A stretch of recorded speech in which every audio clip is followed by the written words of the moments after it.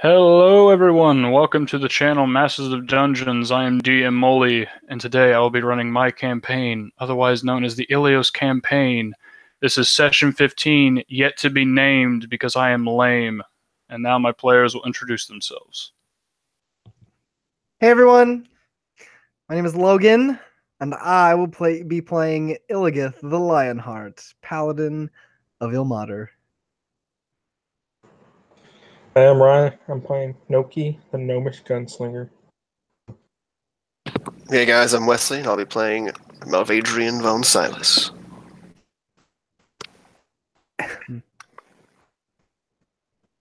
Alright. Yeah, I know, this is the only time I think I've ever done them correctly. Alright. Let's go into it.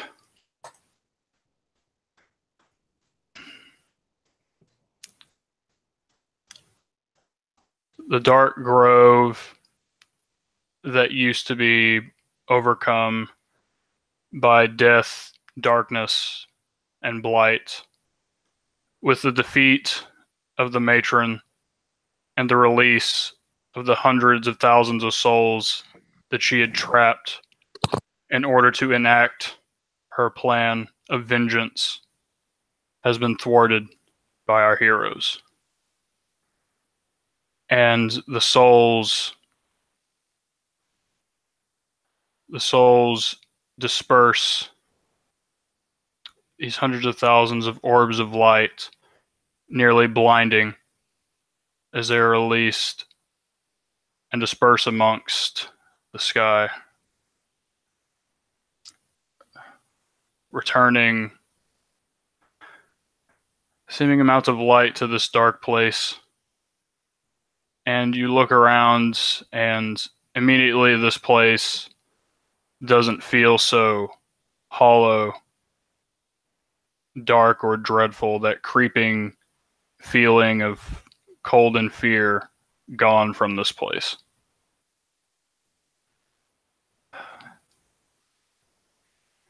You all three stand there over the broken anacalcum crystal that you had shattered.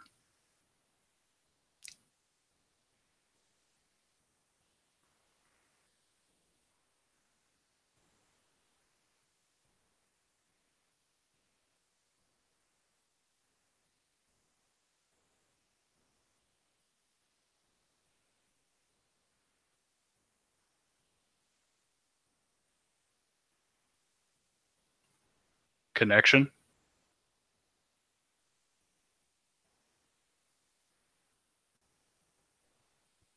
Okay. I didn't know if you were there or not. Yeah, I'm here. That was what I left it off, but I guess there is one piece of information I can give you. Other than this, Illigith. You immediately feel two presences in the grotto. One that you recognize, or the one that feels familiar to you, and one that does not.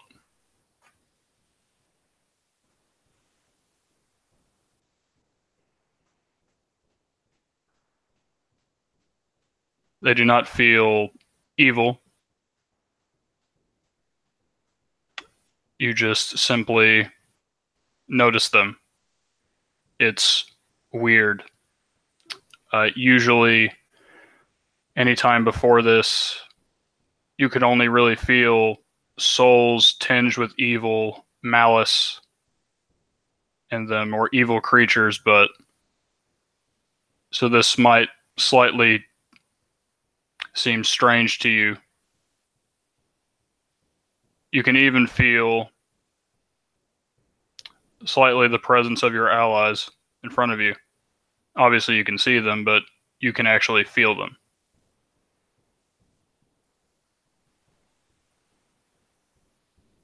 Just something you haven't been able to do before.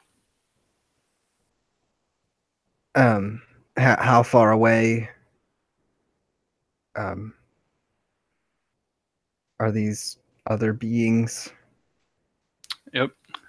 The other presence that you can feel is in the passageway from which you entered into the grotto, and one of them is about 300 feet to your right, amongst the grotto. And the familiar one is from the passageway? Yes. Okay, well, I'm going to use my eyes then to see what the familiar one is. I'm just guessing that it might be Talbot. Mm-hmm. Do my eyes confirm this? All right. So as you look over to check this presence, maybe Mal or Nyoki are still busy looking at the souls or whatever that have dispersed, but you notice first, and you look over there, and you can see and then hear a small or a ravaging cough.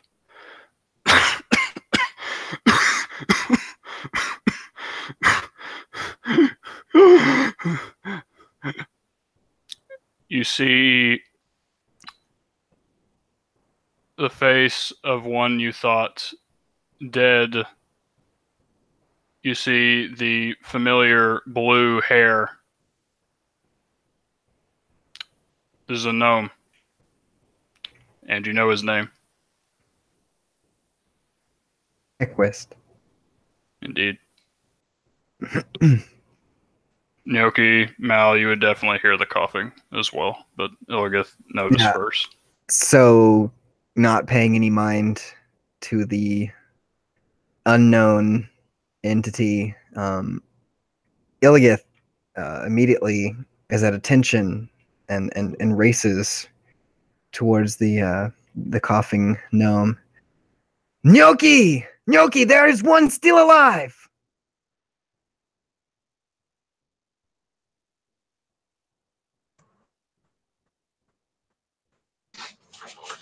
You see Noki almost ignore you for a second. Then he realizes the cough that he's heard many times before, in a much worse condition now. And he turns, and as he looks and sees Hecla standing there, laying there, he drops what he has in his hands. And he runs to him and embraces him. Hequist is...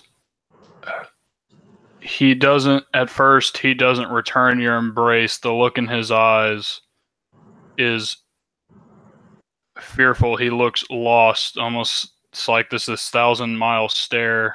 He looks incredibly bewildered. And his cough dies down a bit, and it's almost like he comes to a little bit and Illigith grabs his shoulder, of course, kneeling in front of him. You are safe, friend, as he heals him with his lay on hands, and I'm down 30, so I'm going to give him 5.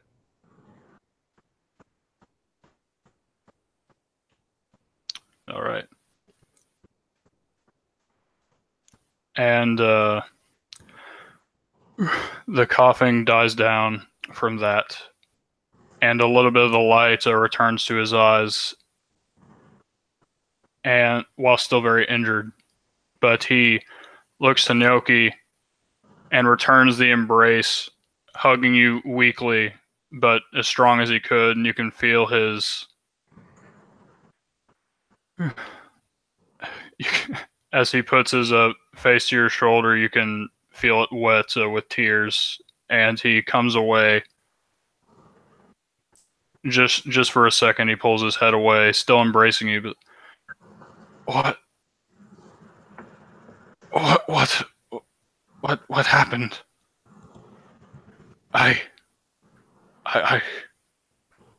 I was. I thought I was dead. Uh, oh, how?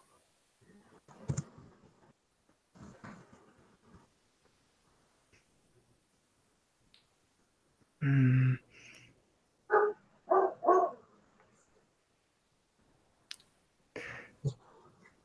Gnocchi, perhaps those that we saved, who we lost most recently, perhaps they too have returned.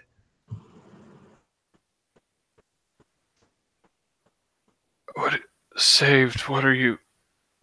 Ah, Uh, there is no time. We must investigate. And Illigith, of course, kind of this unknown entity, enters back into his mind. Has it moved at all? if it has moved, it has moved only slightly. And I can't see anything in that direction. No, it's it. I mean, you can see basically in that direction. It leads off into kind of a. Usually, it would be hidden, but you can sense it and you can find it, and you could see almost like a passageway kind of off to the side, leading into this incredibly small cavern. I wouldn't even call it a cavern. I'd probably just call it like a little room, a little outcropping. If I were to focus on it, would I be able to discern any kind of emotion? You would discern bewilderment and panic. All right. So, Gnocchi, take care of Heckwist here, but we must be making our exit soon. I will send Malvadrian your way, but I have something else I must check on. Wait, did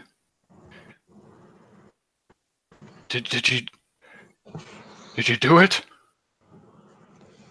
Is she dead? Did you win?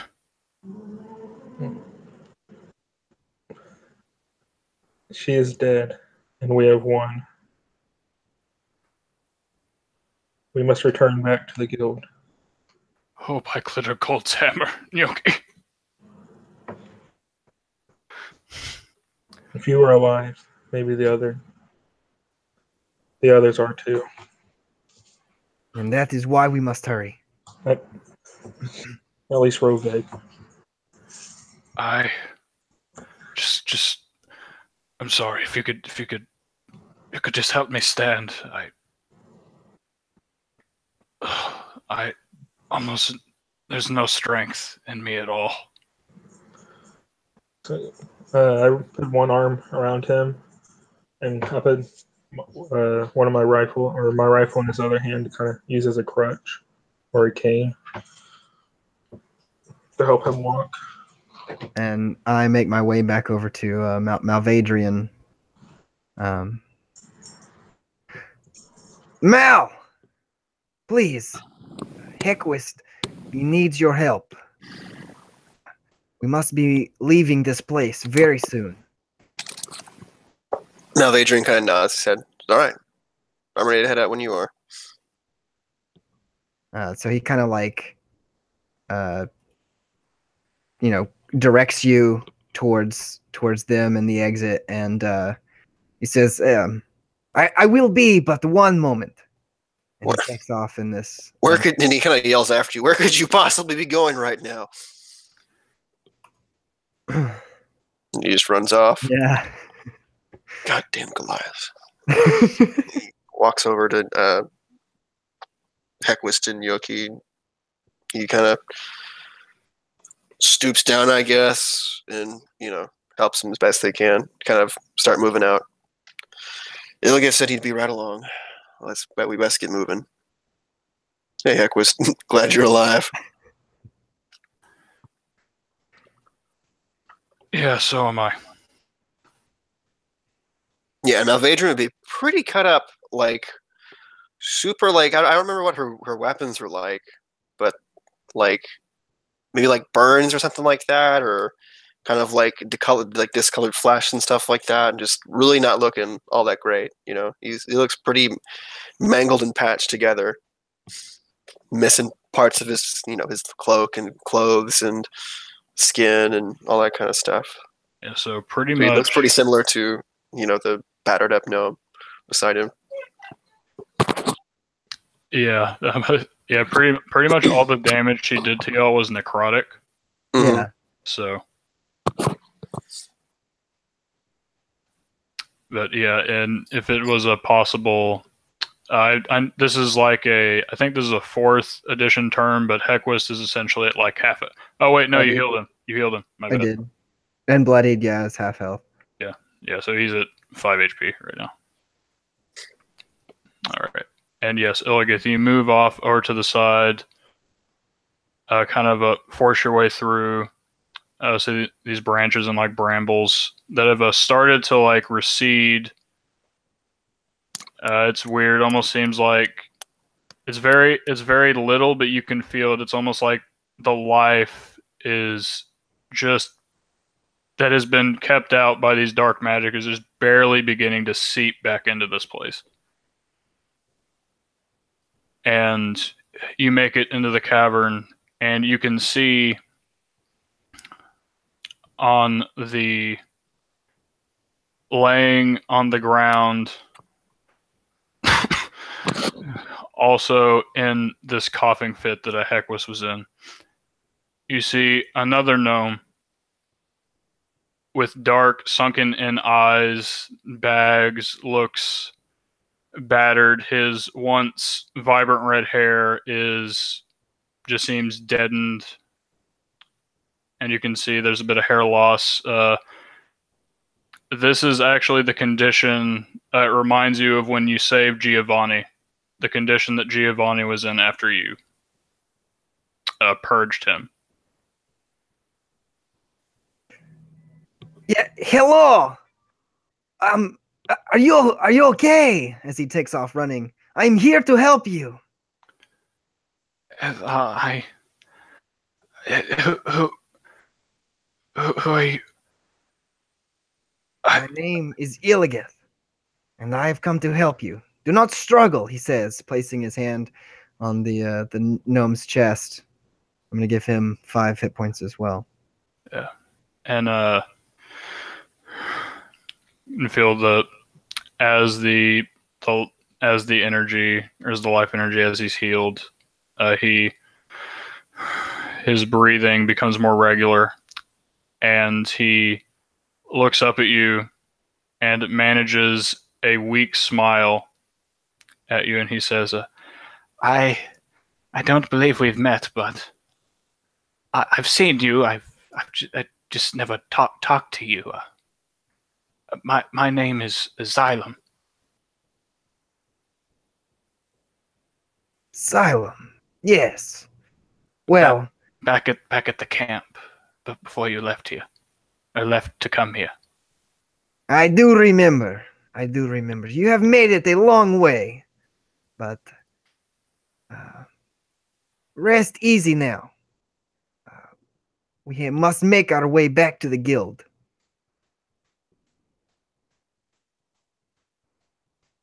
All right. And of course, he's gonna help him up, kind of onto his shoulder, or around his back, or what, in some way carrying him, and head back to the group. Yeah, I kind of see it as like, yeah, you putting him on your shoulder, and he's just like, you're giving him a piggyback, right? Because you're so tall. All right, so Illigith, you make your way back. Yeah, let's just say you make your way back to Gnocchi and Alvadrin rather quickly. All right. Gnocchi, Mal, we have saved another one today. Praise Ilmater. This one, he calls himself Xylem.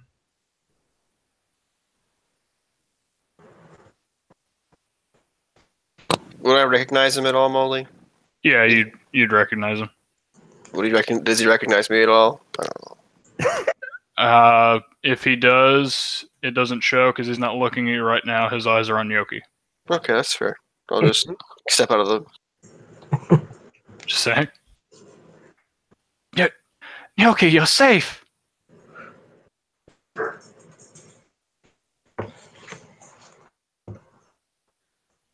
How is everyone? How's the guild?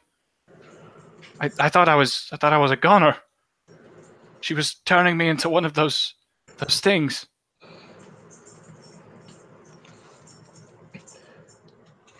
Noki lets out a long breath before he responds. We do not know how the guild is right now. You and Hequist were both gone. Now here you both stand. So we do not know. We must return there as soon as we can, as fast as we can. Yes, yes, we must.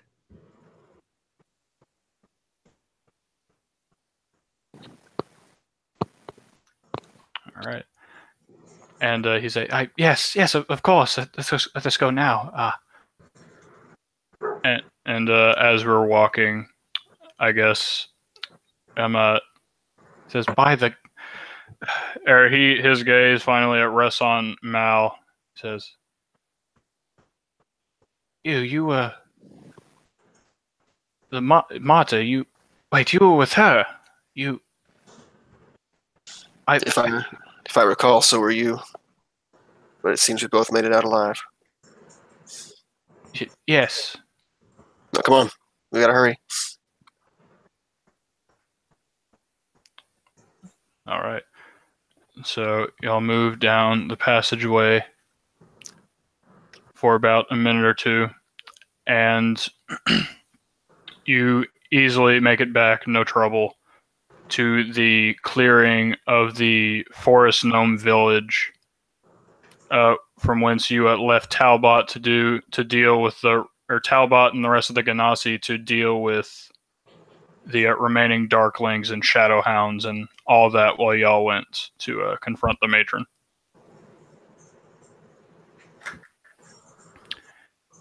And so let me get this straight. You guys allied with tree people? As we're like walking towards them, and they're kind of, I guess, explaining to me the situation. That title is accurate. But yes, we had little choice. They were just as much a part of your rescue as we were. Yeah. Well, it seems I owe them my gratitude.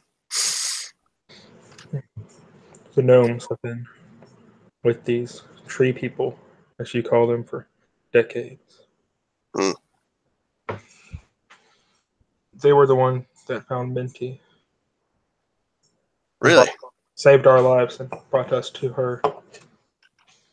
He kind of like looks down at his hand. Ain't that something? Well, suppose we should go see how they're doing. yeah. So Mal, don't be an asshole to them. Just saying. I will try my best. And both Illios and Yoki are like, what?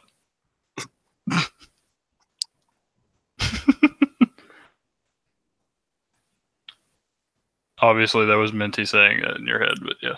Really? Yeah.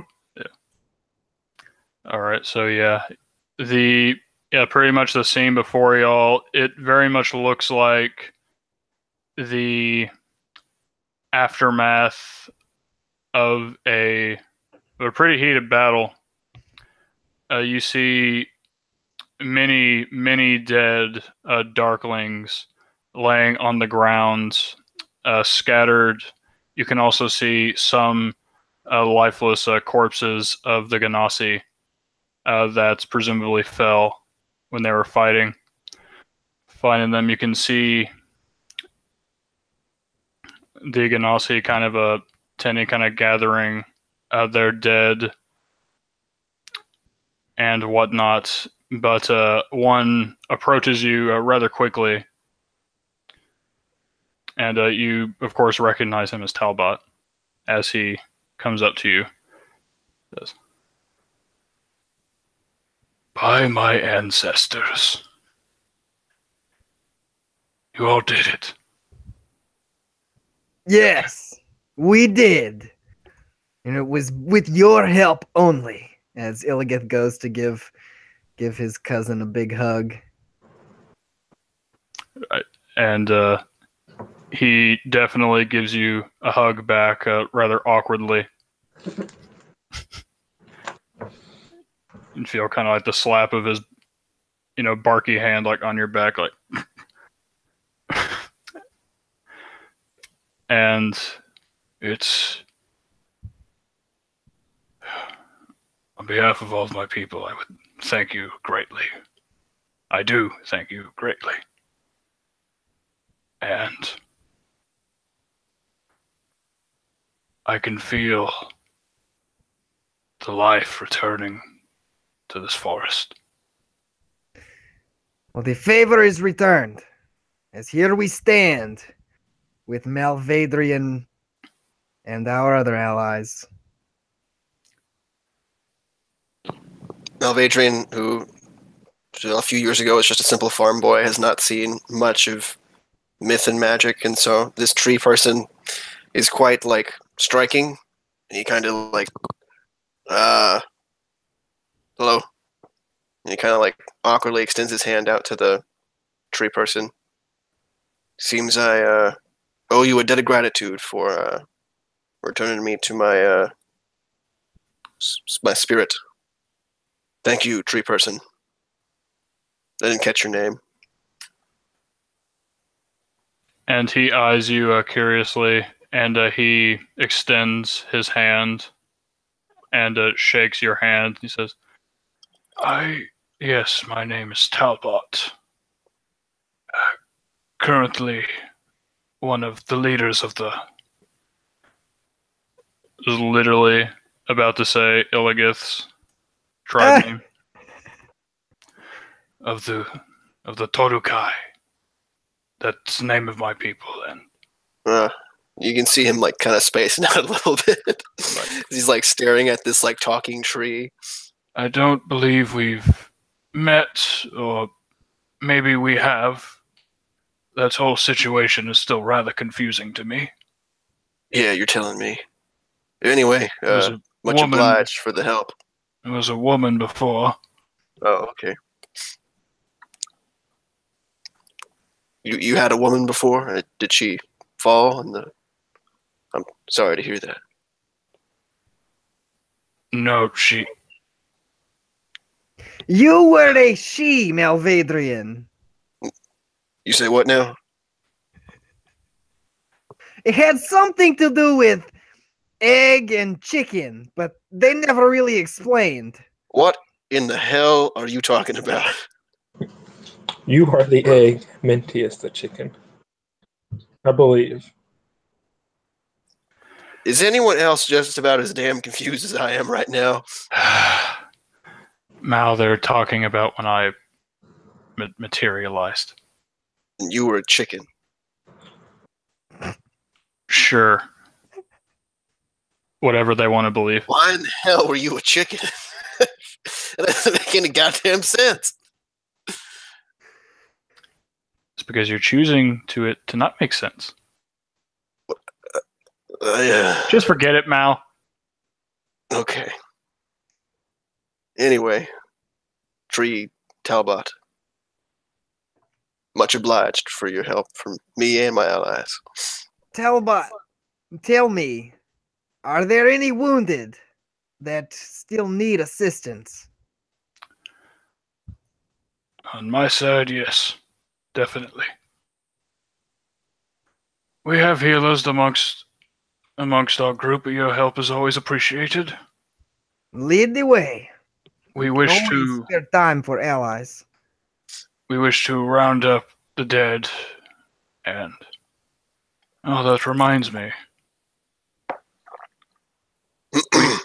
We saw the souls, at least I presume that's what they were. I could feel the life essence as they were stripped from their body. What? I assume that's dealt with? As far as we know, yes. Yeah, and just in case you were curious or like you were looking around, none of the other Darklings seem to be like alive or back. They are still silent, very much dead. So if you were wondering if their souls had perhaps returned, they have not.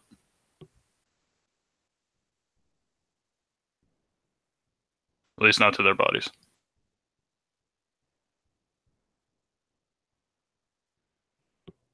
All right. All right. Just saying that, just in case anyone was curious about that, and Talbot, Talbot again. Sorry, he brings up. Yes, when possible, I'd like to bring the dead back. I don't know what you would like to do with all of these gnomes. It is rather tragic. And he addresses that to a Gnocchi and a Hequist. What would you have us do with them?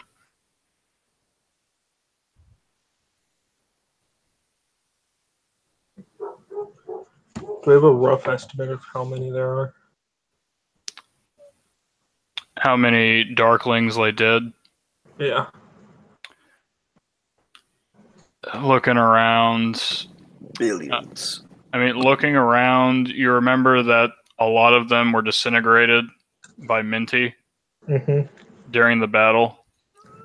But there's still a good probably 200, 250 in between there, like ballpark estimate. I think the real question is, are any of them like recognizable as they once were?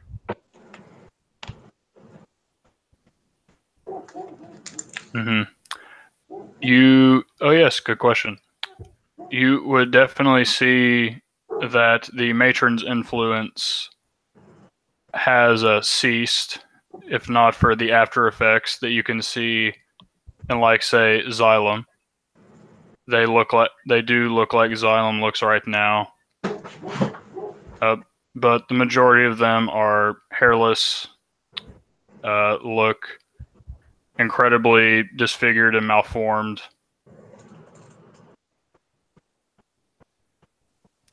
But yes, if you were to, say, open their eyes of their pupils, you would not see any of the dark or of the black ichor or dark pupil or sclera. I just mean, like, anything. would their identities be discernible by someone like Gnocchi or any of the guild's members? Because if not, then, but if so, then, perhaps their loved ones would like to know. Yeah, so the majority of these are all forest gnomes. Oh. That were separate from the guild.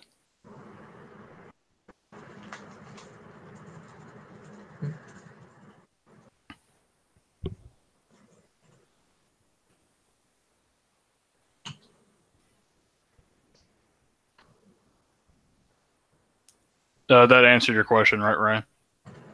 Yeah. All right. Noki would look to Hequist.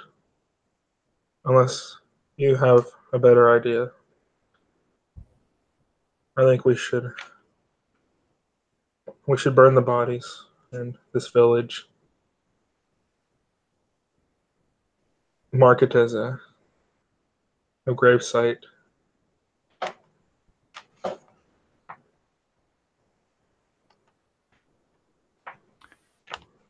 And Hequist would respond, that seems like a good enough idea, if any. We don't know about the matron's magic, or if she's the only one.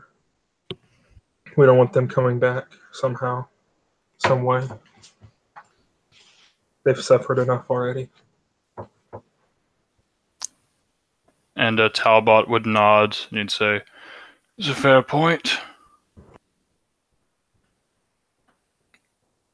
Would you like to do this now or later?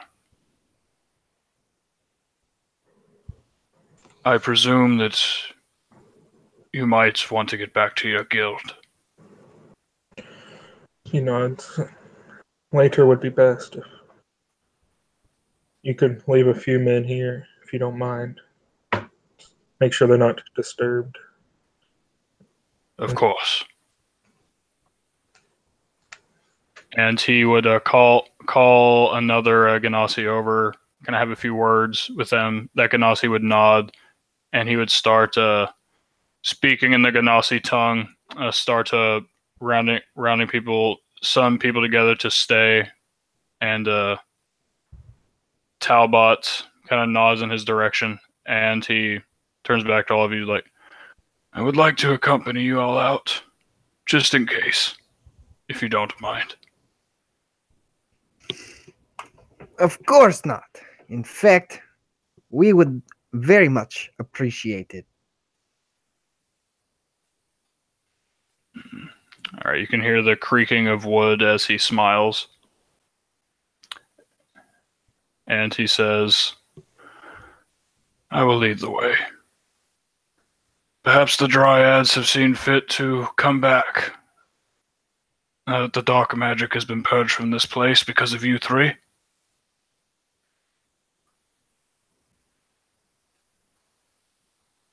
We can hardly take the credit, for the mighty Ilmater was with us through it all. As for you and your people, Talbot. I merely assisted you in your endeavor. That is all I did. Without your assist, we would not be having this conversation. I feel like this kind of thing would just go back and forth. Yeah. He'd be like, "No, you did more." No, And he'd be no, like, no. We are more humble. No, we are more humble. That kind of thing. And maybe, I don't know, I almost feel like Mouse has something. No, my Matron's not much for shooting smoke up people's butts. Gotcha. Then it'd probably be Unless it's an attack. it'd probably be Heckwas who wins it then. But yes, we can speak of that later. Let's please please go back to the guild. I would like to see how they're doing. And he looks pretty downcast as he says those words. Cough, cough. Do we, as the characters, know that Jotwin is dead? No. Only Gnocchi, technically. Wait, how does Gnocchi know? Oh yeah, Yoki, yeah. Well, Noki told y'all also that John was Oh. dead when we were talking about destroying the crystal. Oh. Oh, because you felt him there or something. Yeah, like but we that? don't know that Heckwas did what he did. Right. We shall No, you soon. don't. We know he died, but not how. Yeah, that's what I meant to convey. Sorry. All good. Well, best get a move on.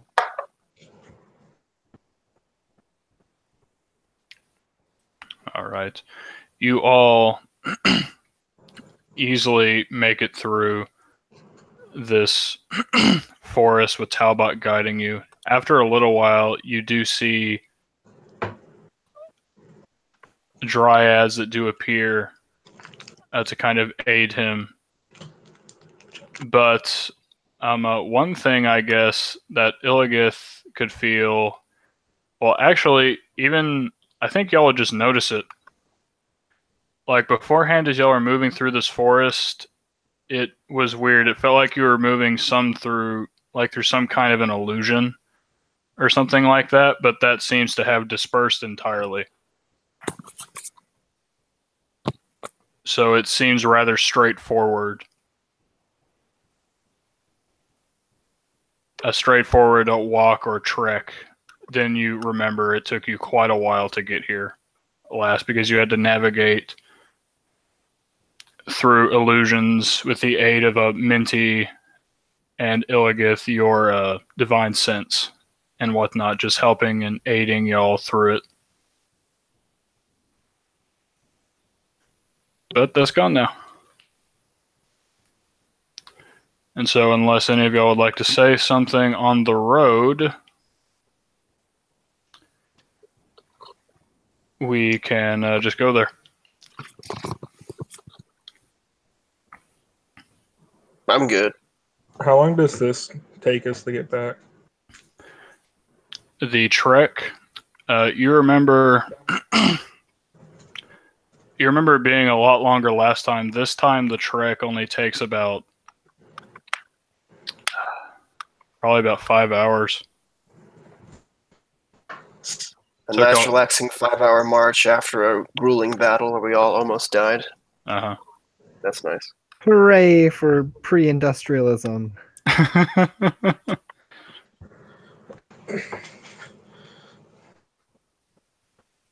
So, about 2 hours into the trip or so, Noki would pull Mal aside and let everybody walk ahead of them before he lets Mal. Ah, yes! Heckwisk! Tell me, Xylem was telling me story! He said you knew more! Yes, I am, of course, referring to, the bean sprout incident a couple of years back. You remember, right? And Hequus is like, oh no. And we kind of walk off, following Talbot.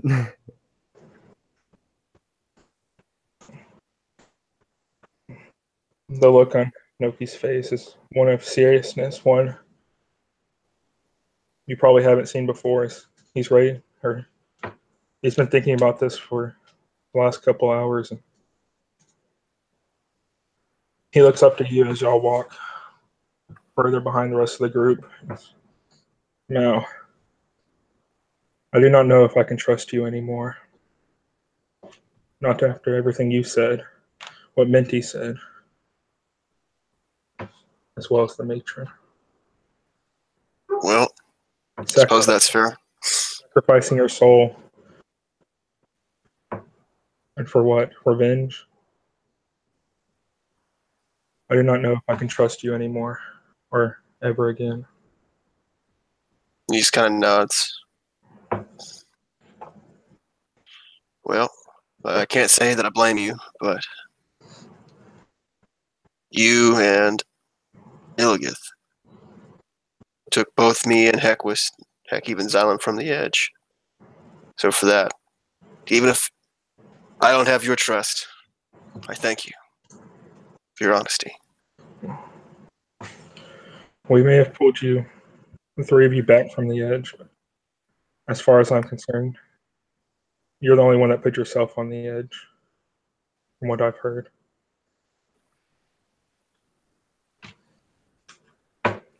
Still not sure how Illigith brought you back.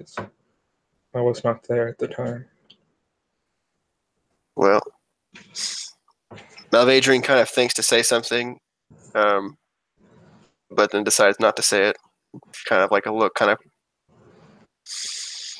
Well, where do we go from here, Yoki?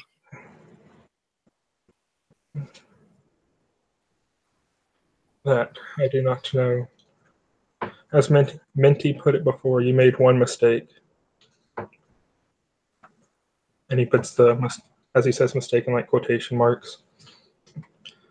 I'll be watching you, making sure you don't do it again. That's fair.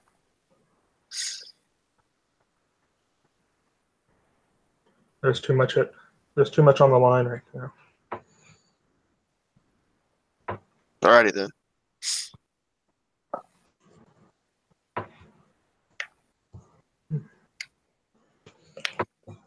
Well, we best catch up to the rest. He nods to you. His little legs move a little bit faster to catch up.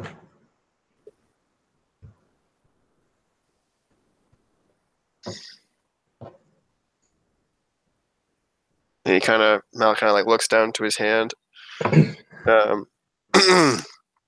attempting to talk to Minty. I don't remember. I get kind of like in his head, I don't remember Gnocchi being this discerning before, or this.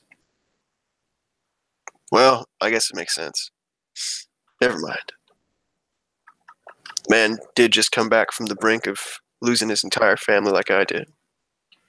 Hopefully I can make him understand why I did what I did.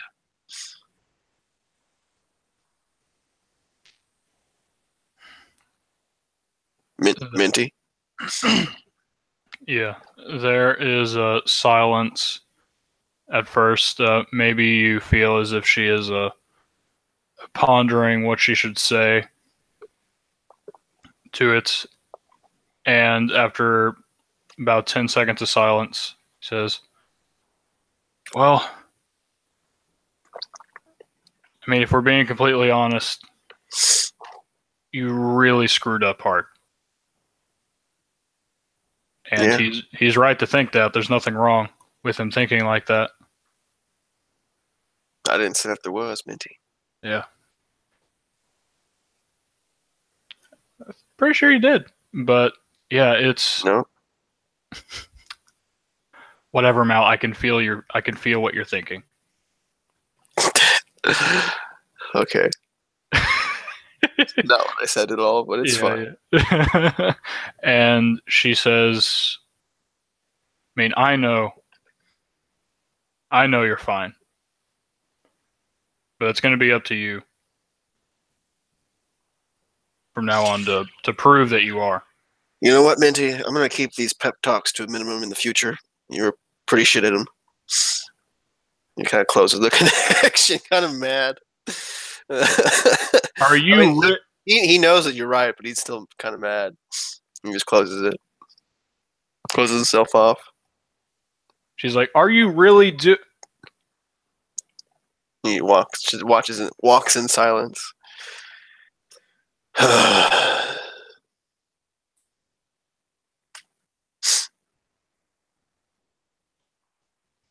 All right. So with that hashtag real talk, we move on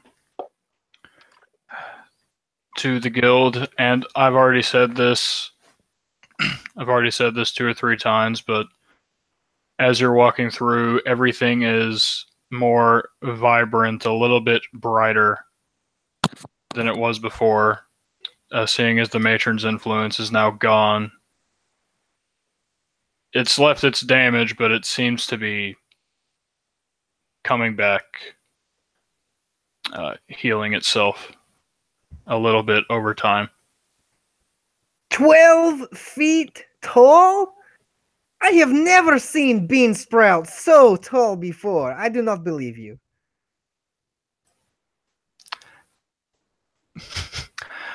Yes, it was quite the specimen. I haven't been able to redo that before. I tried to ask the Ganassi at our last meeting, but they would not provide me with any answers, and they still won't. And he kind of his eyes kind of burn into like the back of Talbot's head, and Talbot definitely does not turn around. He just continues walking. And Hequist has just been kind of walking along, using the rifle that Gnocchi gave him to kind of limp along beside y'all, and he seems very relieved when Gnocchi finally comes back. And Gnocchi, you could probably notice that he is very he feels, you can see in his face that he feels very anxious and very downtrodden as y'all are traveling back to the guild. Who is that? Hequist. And is he walking or is he being carried? He's walking. He looks like he would prefer a shoulder to lean on. like before you left him, like when you come back, he's probably like, "You're not gonna make me ask, are you?" Like when you get back. Of course not, old friend. And he takes the Hequis's arm, puts it over his shoulder and around his neck, and as he does so, he whispers something into Hequis's ear. And they walk on.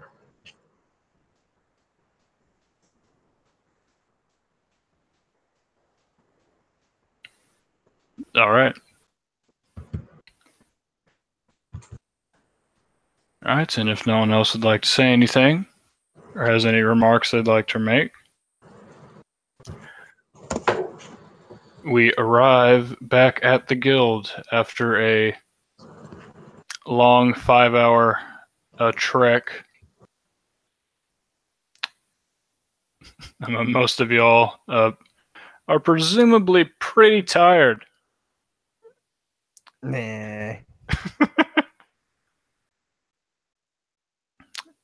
And when you make it back there, you walk back up. The barrier is, of course, the barrier is down right now. And you are able to walk through it or easily up to the entranceway that is rather hidden, but Gnocchi, Hequis, Xylem, of course, you'll know where it is. Gnocchi reaches into his pack and pulls out more vodka for the tall man.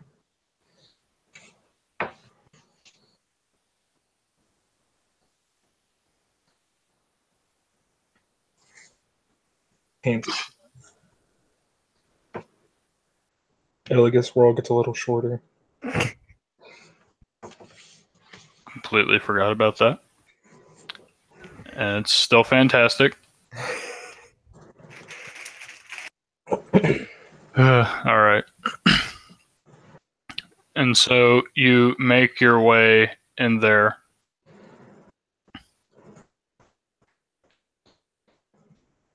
And who thinks they would be the first one to kind of enter?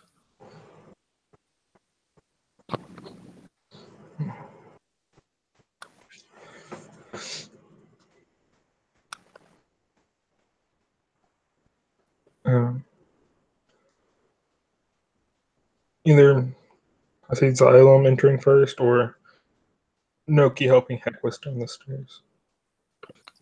All right. I'm going to go with Gnocchi helping Hequis down the stairs. Okay. And you make your way down there, and as soon as you get to the bottom of the stairs, Gnocchi and Xylem, or both of you, you immediately hear, "Oh, thank the gods, they're all right, they're back! They did it! They did it!" And Gnocchi, you'd feel the embrace of the human dunce known as Raymond.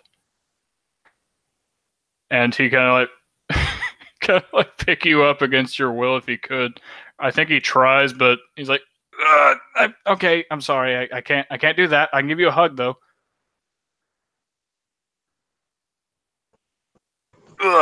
Gnocchi, too tired to fight off his embrace, arms at his side, just accepts it.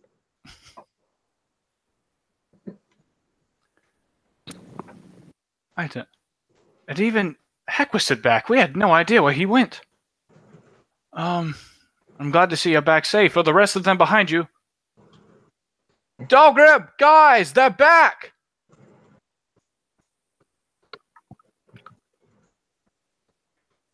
Of course, you would hear the pitter patter of feet. Like I'm just gonna assume all of y'all are kind of making y'all's way down, and y'all are in there now. And you see Dalton come up, and arms crossed, smile across his face. "By the gods above, Y'all did it.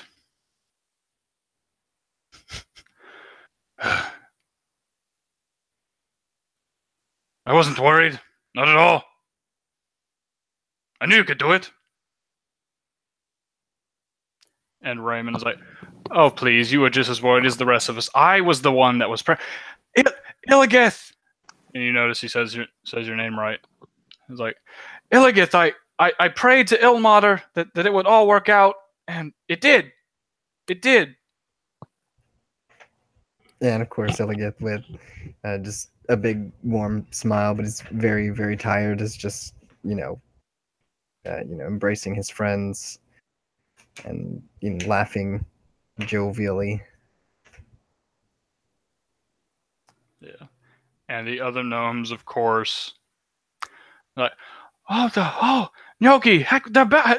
They've asylum. Oh, it's like all these voices, Rip Raymond, all these voices kind of come, and they're kind of flooding around you, Gnocchi, and Xylem and Heckus and all of them. They're kind of like hugging you, giving you pats on the back, like stuff like that. It's like, oh, you did it, you're back. Oh.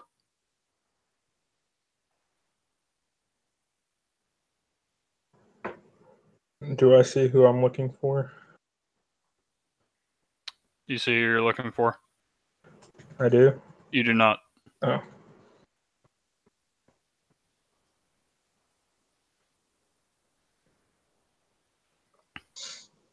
Whichever gnome's closest to me, I kind of in a hushed voice ask about Rovig, if he survived. The gnome's face, that was filled with joy, like at your return. His look, he looks down a little bit, hesitatingly, and looks back up at you. He says, he's...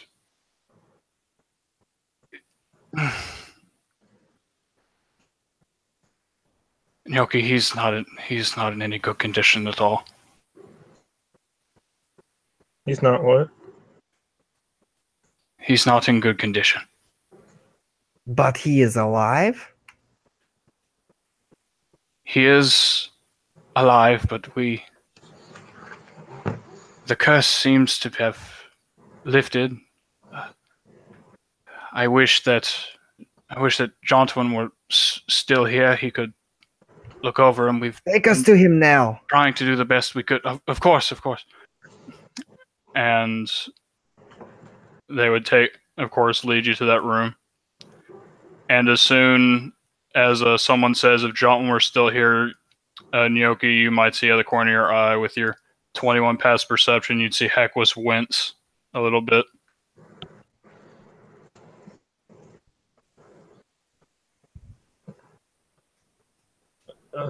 Hinoki would take it as this is the first he's heard of Jontwin passing. Gotcha.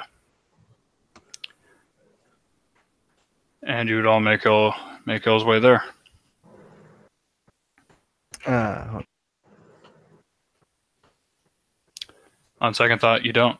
On third thought, you do. Yeah. So okay, we're gonna enter the room. What's going down? Yeah. So you see Rovig still lying in the bed. The curse, kind of like the curse marks and the black veins and everything, you would seem to be gone from him, but his eyes are swollen, sunken in. His eyes aren't open right now, and he is breathing almost like inaudibly, but he is still slightly breathing. The curse seems to have been lifted, but he is in very, very bad shape.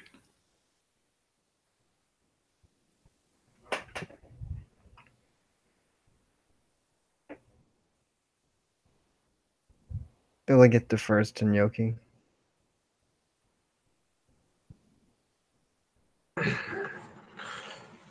Saying this, Noki, he kind of looks up to Illios.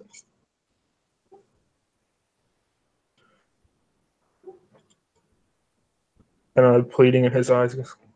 Keep him alive as long as you can. You have to. I will do this, he says. I'll go through Jontwin's studies. I'll find something. And he rushes out of the room. Illigit, of course, kneels down, or sits next to the bed and places his hands on Roveg, giving him the last of his lay on hands.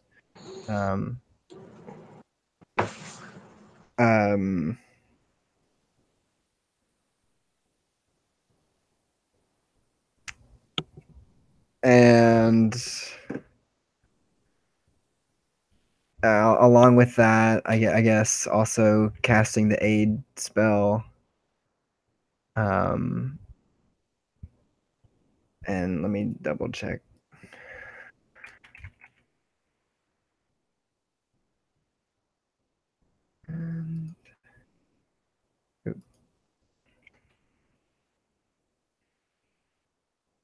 And as well as lesser restoration.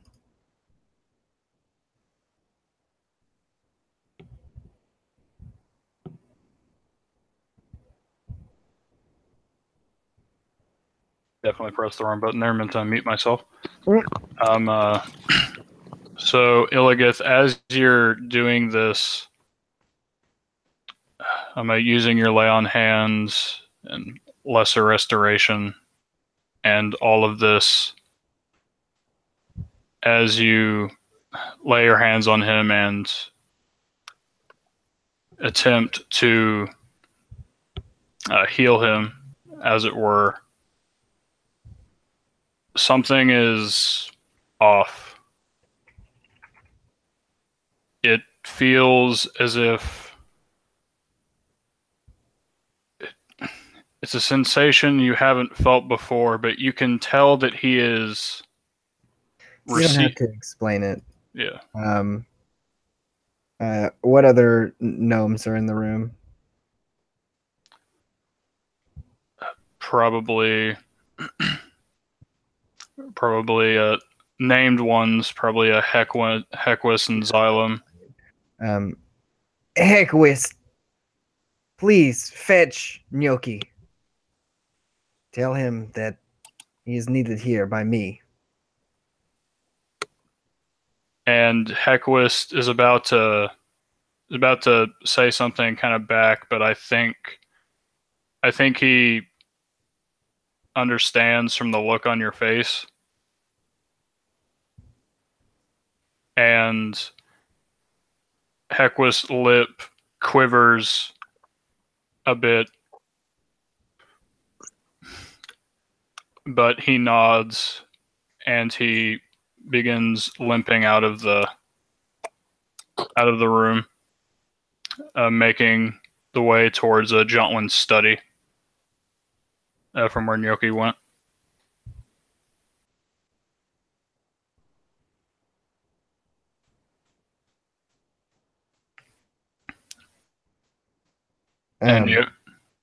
And Illigith would then address Xylem. Should any of your guild members wish to say their farewells, now would be the time to gather around.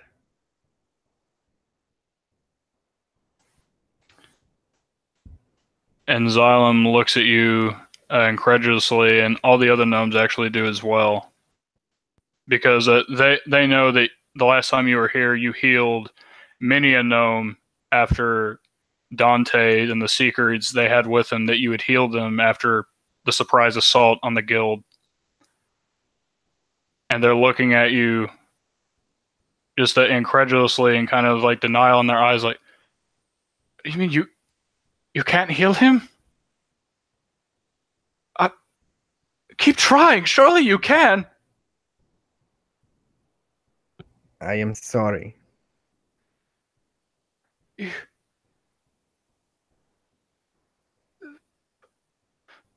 gods, no. And we go back to Hequist, who is just making his way into Jontwin's study. Gnocchi, what would you be doing in there? Noki would have 3 or 4 different books, all open on the table side by side, and he'd skim across the 4 books and flip all the pages and skim across the 4 different books and flip the pages over and over, looking for something. Heck, yeah. Hequist would kind of enter, see you just going as fast as you can, like flipping through these different books and whatnot with all the clutter on the ground, and he'd say, Gnocchi.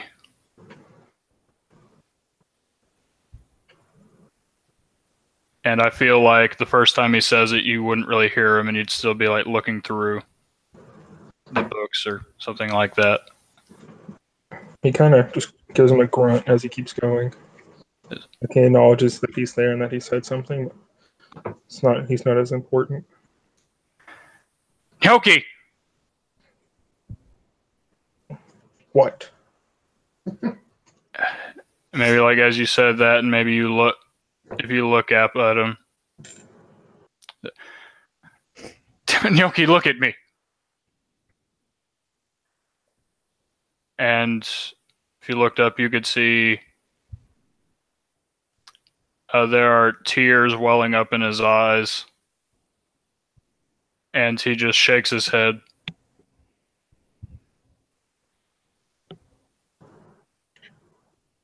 You need to be there.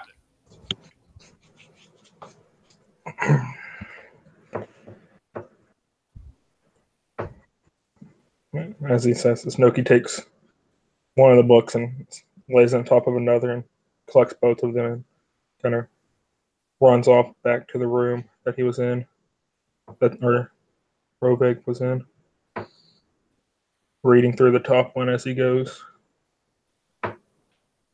hoping that he finds the last second miracle. Right.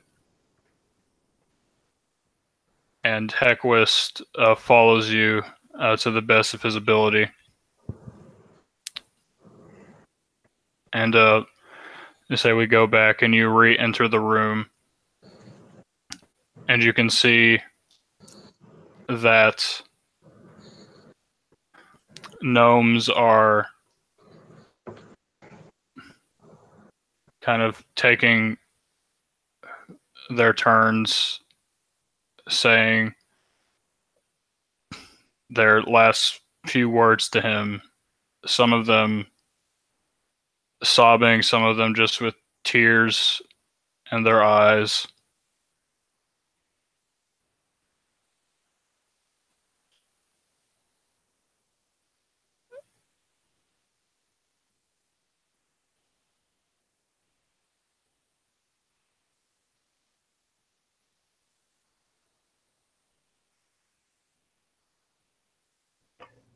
Gnocchi.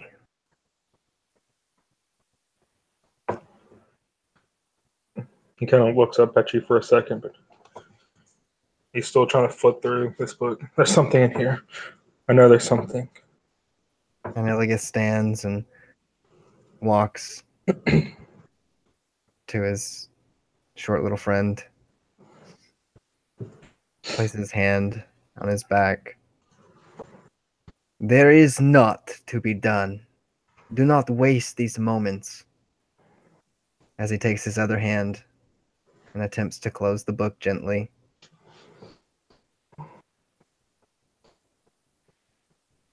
He holds the book open for a second before your words actually hit home with him. He lets you close it. He steps up to Roveg's bed, grabs his hand, closes his eyes.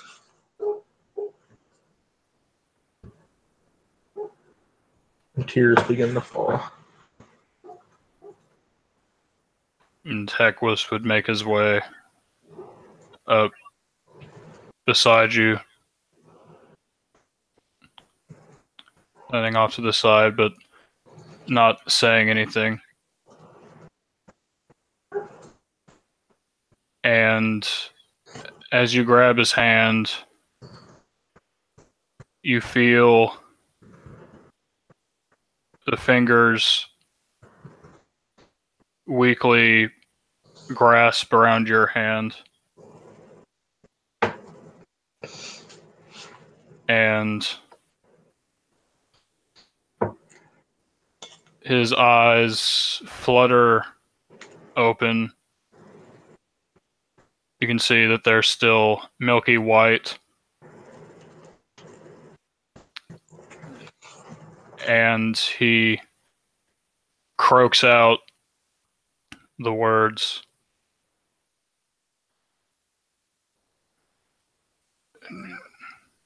Gnocchi. Gnocchi, is that you?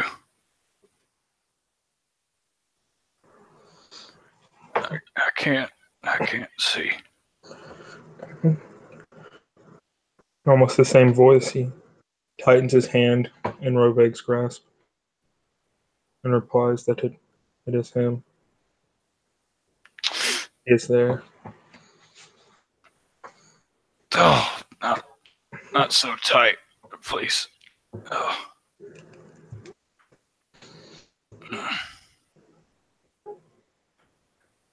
I had a dream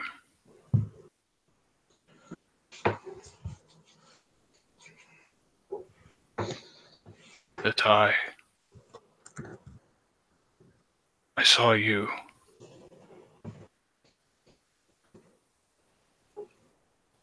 I saw you with others. And Hequist.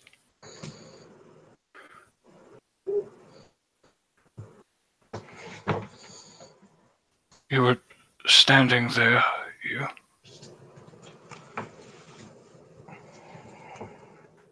I was so worried, Yoki. You did it, didn't you? You defeated her.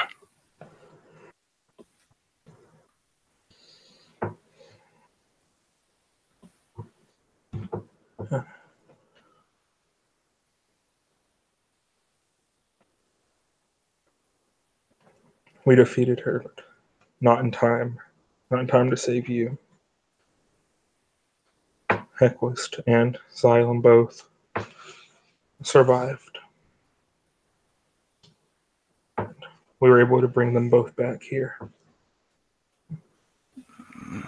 They both stand around your bed.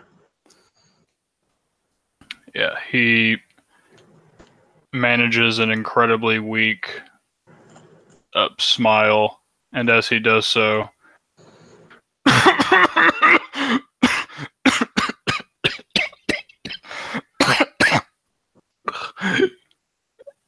as a big amount of blood is coughed up as he does so.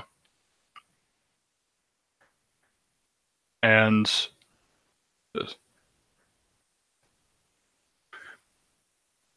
Hequist is Xylem. You are back. And Xylem would kind of put his hand on Roveg's wrist. And he said, Yes, I'm here. I'm here. And Hequist would hesitate for a second and then put his hand next to Xylem's.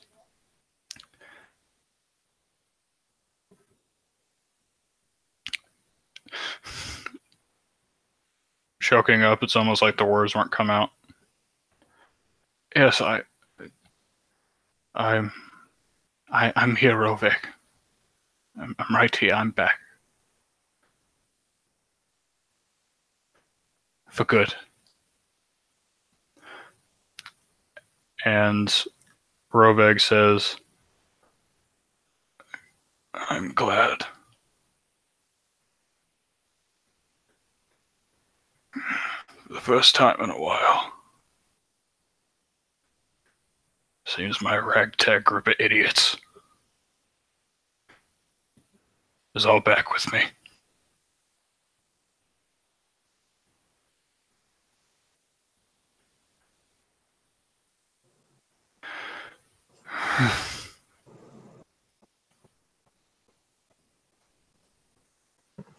Noki lets out a small chuckle, remembering this name that he used to call us often. None of you were any good. Not at all. Especially you, Nyoki. You're a damned fool.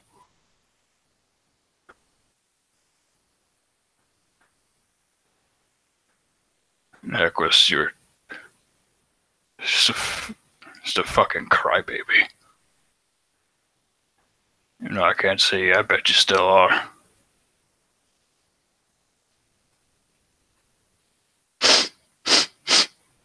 Yeah.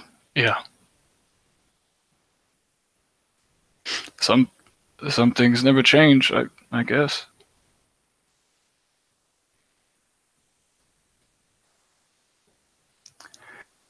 And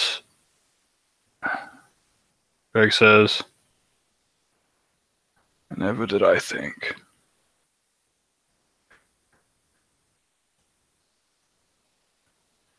An orphan gnome smelled like piss and shit off the side of the road. Would have a stubbornness that surpassed mine.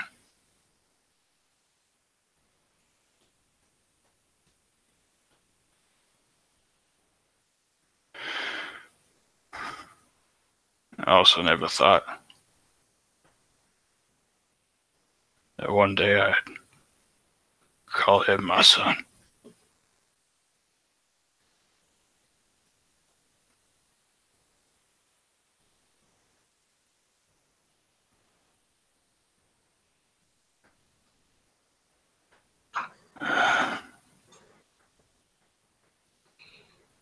Are y'all still fighting?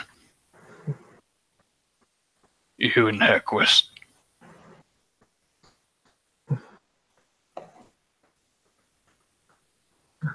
Not anymore.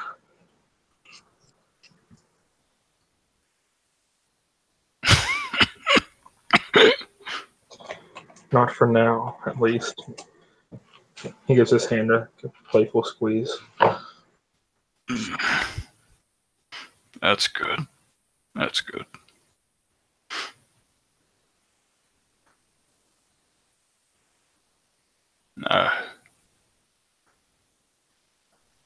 I'm glad you're here, Nyoki.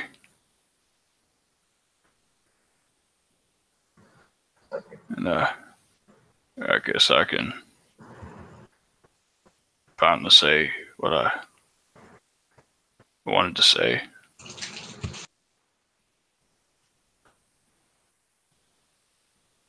Welcome home, son.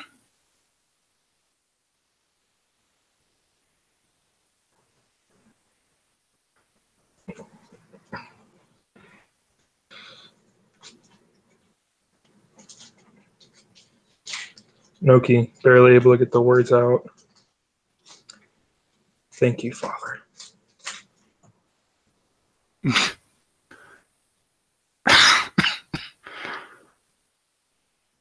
That's the first time, at least to my face.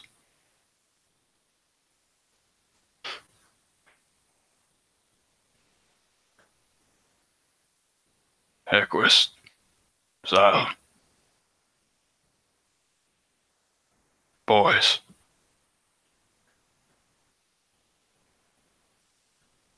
Look after this damn fool while I'm gone, would you?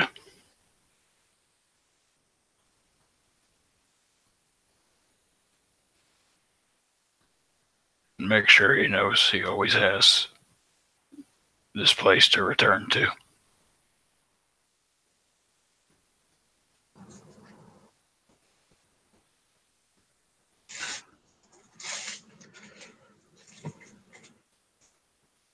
Noki would lean down to Robeg's ear and whisper, "I'm not going anywhere." And then stand back up.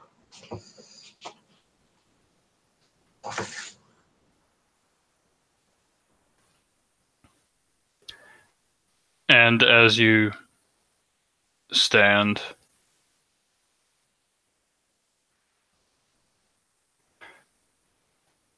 his body is still.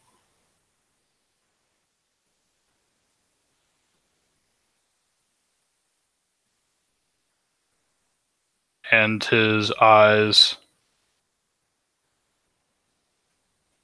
stare into nothing.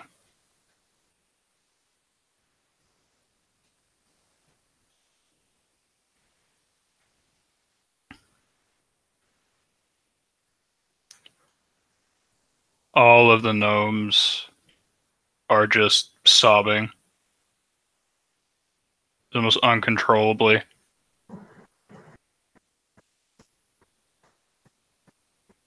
Raymond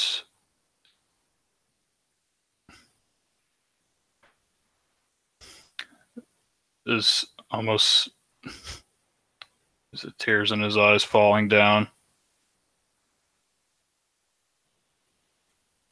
Kind of puts his face into your shoulder, Illios. And Dolgrim,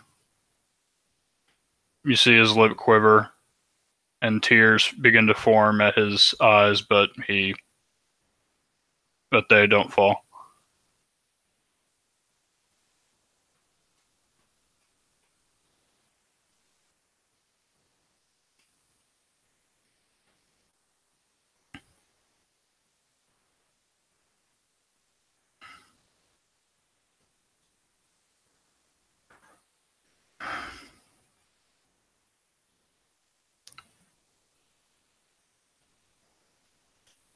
And if I think it's okay,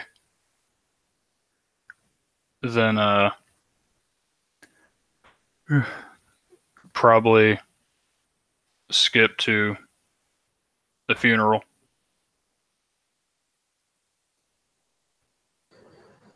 Unless you have something else you'd want to do, Gnocchi. Noki would kind of look around the room at all the other gnomes and recall a prank that the younger gnomes once pulled on Robeg back in the day that really angered him, and they were not to speak of ever again.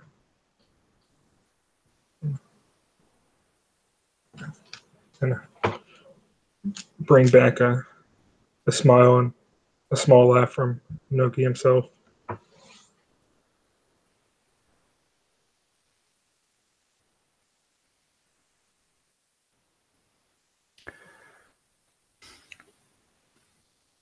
You'd see that the other gnomes are still sobbing, but smile weakly at you bring up. Some of them chuckle, but it's understandably drowned out.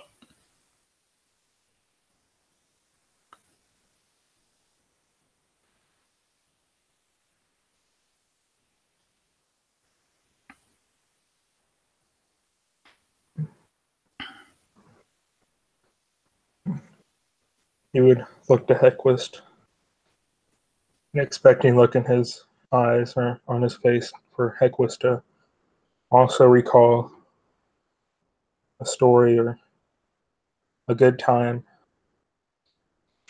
then on to the next gnome as he goes around the room.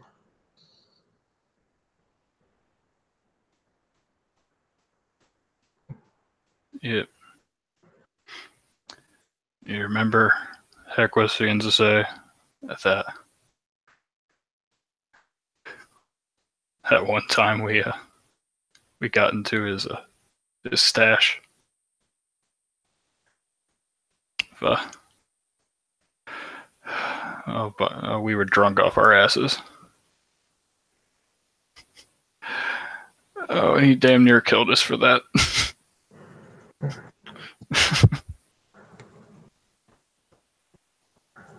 That was the expensive stuff, he said.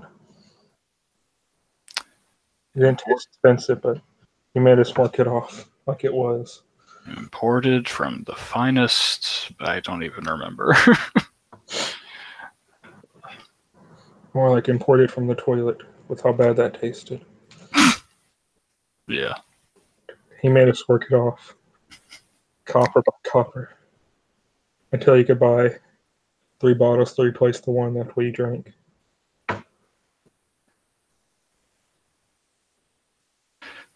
It's always such a freaking miserly old coot. It took forever for us to pay off. And he'd start chuckling, and some of the other gnomes around would start chuckling as well. And Xylem would then speak up and give his piece. I remember I had brought him something. I wanted to show him an invention of mine, one of my first.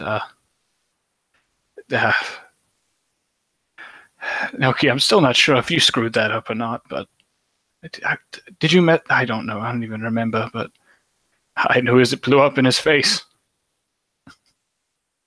He was chasing me around for forever until they got me. Damn, he is old, but he could move.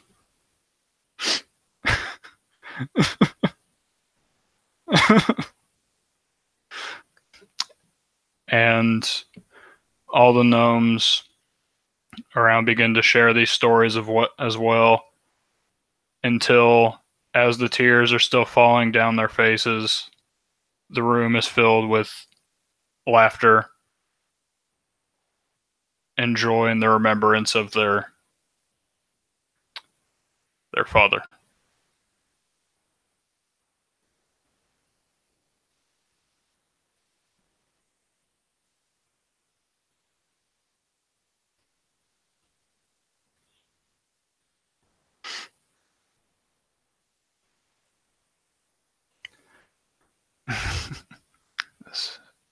A gnome send-off.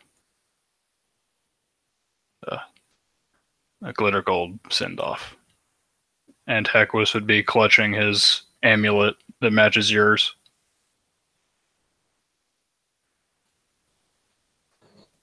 Noki does the same, or is doing the same.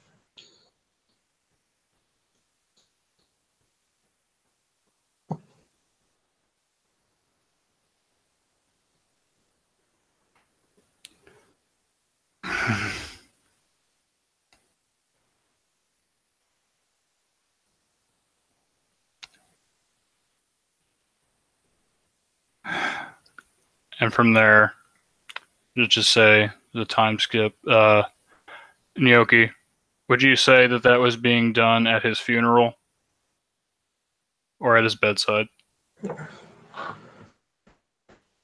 That would be at his bedside, and at the funeral would be more of the same, as he'd break into his stash. Yeah. They have a celebration of life afterwards for both Roveg and Jotlin.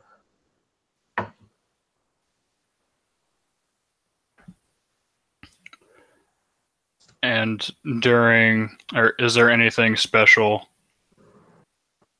other, like any particular arrangements or things that might happen at their remembrance.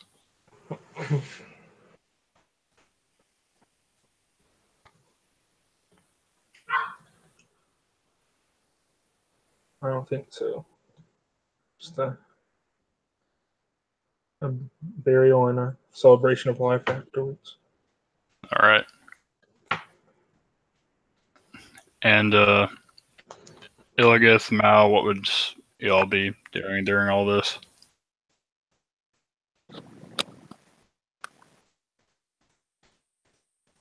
I think Mal would just be kind of seen and not heard type of thing, being respectful. It's kind of like, you know, hand over hand type of a thing, just kind of standing there. And Illigith would, of course, hang back with Dolgrim and Raymond there for those that, you know, are exceptionally wounded by the situation, but deferring to Nyoki as this is entirely his realm. Yeah. And okay, I was gonna say something to Ryan. I know he says you can hear us, but I'd rather it be when he's here.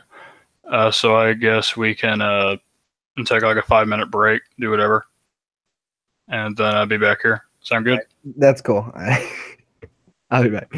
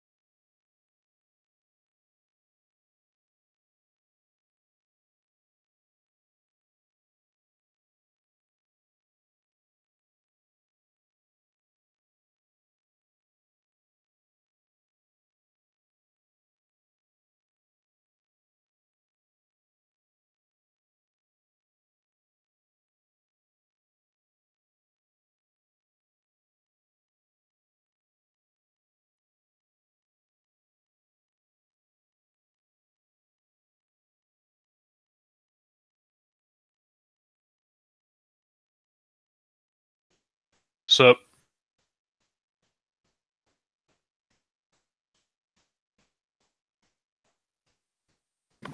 Hey, man. That was a very fun and cheery moment. Yeah. True. Yeah.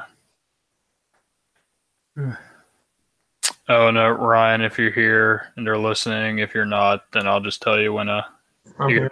all right. Well, you definitely get a point of inspiration. Aw.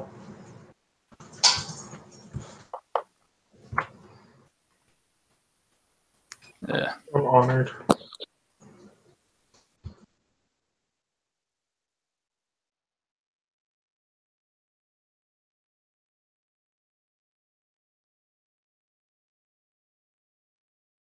I see Wesley wiping away the tears.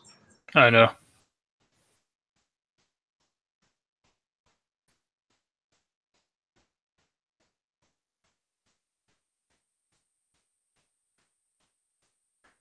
Let me just read the comments during that I couldn't read while I was doing all that.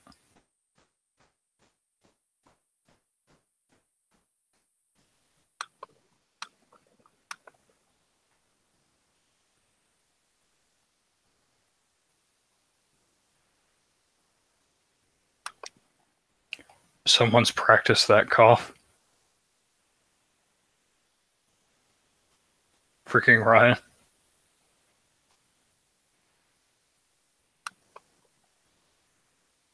It is true. Rovag always hated Hequist. Right,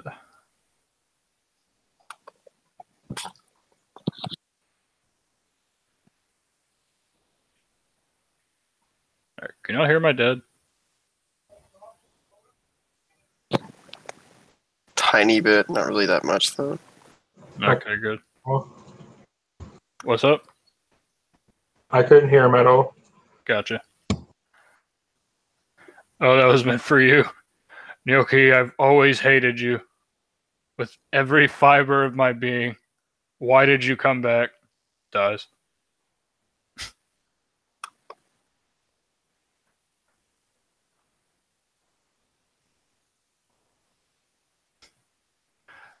Okay. And just waiting for Logan. And I'm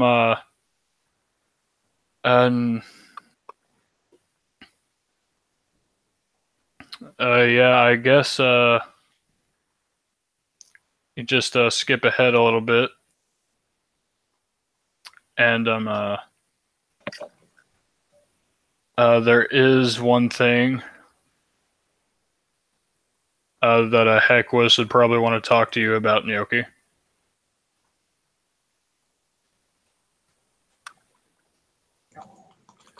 I'll be looking forward to it. If you're looking forward to it. All right.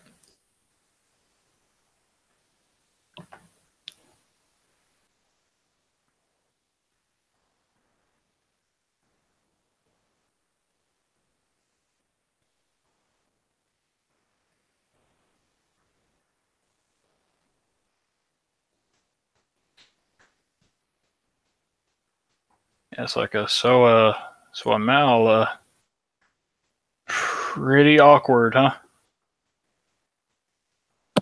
What? It's just awkward. Oh, I mean, like just you and me? Yeah. I mean, it's okay. Could be worse.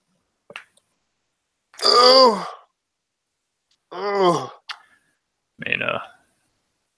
I mean, maybe he's got a point. So some friend you are. Yeah. The Minty Mal parody show. Oh, yeah. Yeah. I'm gonna have to apologize to her later. Hey, Minty. Sorry for losing my temper. I was just emotional, raw. Took it out on you. I'm sorry. Yeah, getting used to it. Don't really want to be used to it, but getting used to it. Well, that's good. It's not Well- an excuse, though. But it is. No, it's not. But it kind of is. It's not, and we're going to have to work on that. Well, you can't change me. No one can. Only bonds. I'm done with you. And then she severs the connection. Now who's hanging up on who? Really sorry about that. No, you're good. No, we were just having a Minty and Malvatron 2-man show. All right. This time, All right, I'm good. No more distractions. I just had to get the sitch. They were going to homeowners a meeting, and there was some drama and about certain things going on. So anyway, we're good. Gotcha. This time, Minty hung up on Mel. Ooh. Well, I mean, he deserved The it. plot thickens. Yeah. All right. I was just about to ask if Ryan was still there. He turned off his cameras. Or turned on his cameras. About to ask. I'm not here, Molly. All right. Raise your hand if you're not here. In spirit. Your hand. All right. Ryan didn't raise his hand, so he's here. But Dakota raised hers. Oh. Rip. Uh-uh. Hi, Dakota. Hi. Did you listen to the sadness? Yeah. She was laughing the entire time. Oh, No. God. I heard her little chuckle. Rest in pieces. In the back. Throwing me off, ruining my. There's supposed to be tears today. I'm just so She cute. prevented them. Aw. All right, Dakota, negative inspiration for you. Goodness. Loser.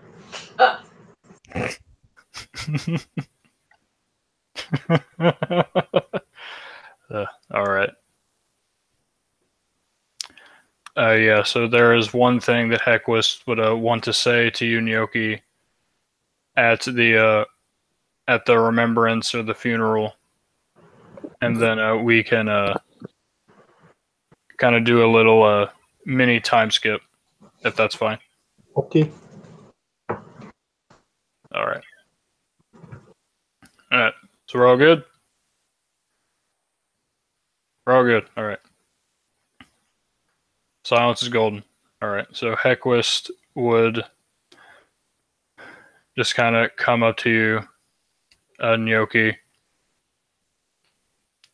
I mean, he's still kind of limping, but he looks a little bit better. Of course, his eyes are red from tears.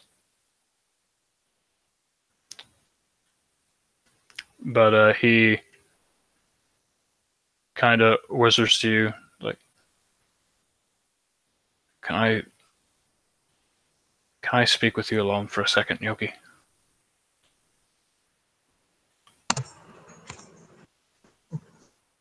Noki nods his head, of course. He gestures to the back of the room or somewhere private. All right. And you both walk over there. And Heckwist, there is a lot of sadness on his face and a lot of anxiety. He looks very anxious, and his hand is kind of gripping the amulet around his neck. Says, Hold on one second, Molly. rest in pieces.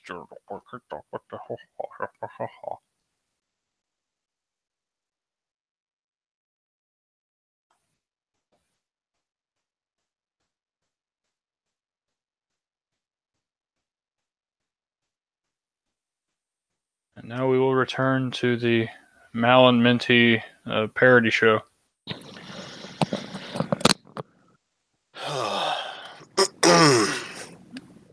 In which Mal tries to call her back, and all he hears is, Dang it. Bitch, do it. Not what I was going to say, but so much better. Dolgrim! Tell me, friend, how have you been? Dolgrim looks up to you. Although I guess not by much, because you're not as tall. But he looks up to you. He says, "Be honest. Irritated. I wanted to be with you. Felt useless staying here and doing nothing.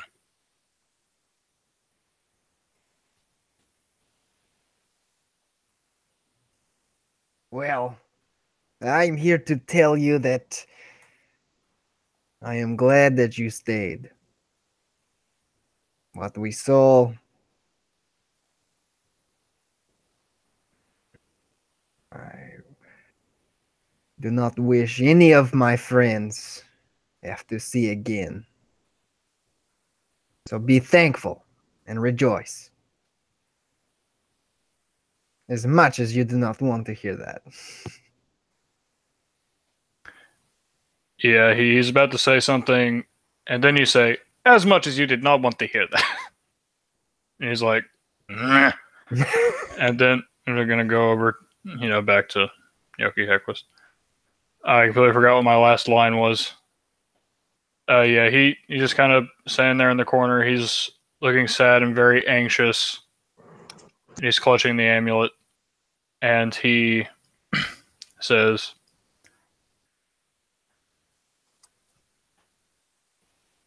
Yoki,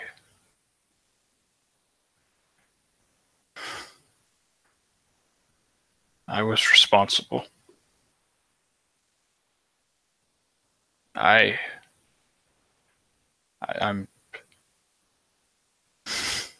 and it seems as if the tears are about to start welling up again in his eyes. I don't think I can stay here anymore. I killed Jotlin Yoki while I was with her. I stabbed him in the back.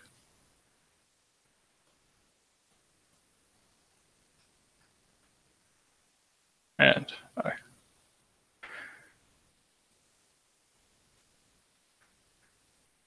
I really don't think I can face the others after that.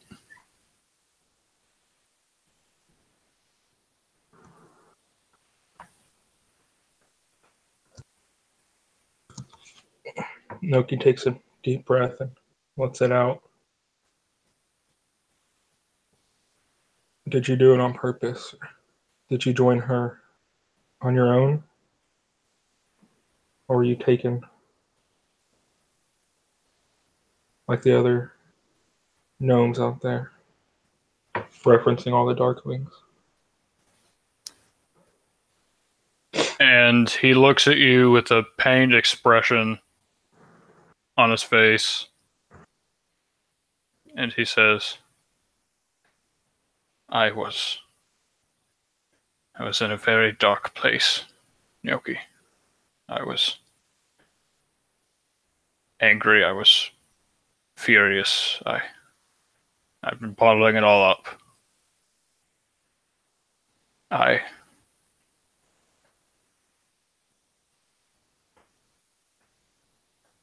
want to think that she manipulated me, that she forced me to do those things, and I think that she did, but she took advantage of my anger and my rage, my sadness, all of it, but like I told you when you brought me back, I don't know if... I'm not completely sure if I had part in it. I can't say with 100% certainty. And it scares me, Nyoki. It scares me a lot.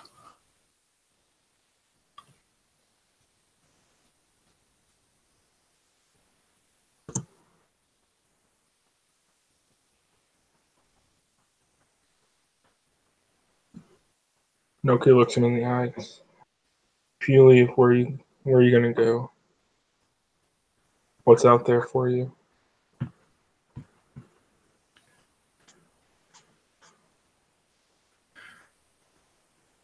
I don't know. Maybe I would trek back, try to cross the mountains. Just maybe go with the Ganassi. I don't. I can't stay here. Not after what I did. Not after what I've done. I don't know where I would go, but it can't. It shouldn't be here.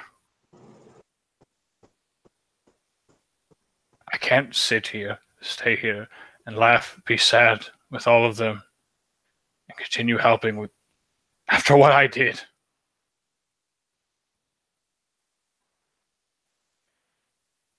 Even if it wasn't completely me, I still did those things. I can't take him back. Jotwin's dead. And I can't help it. And I know Rovek's blood is on my hands too.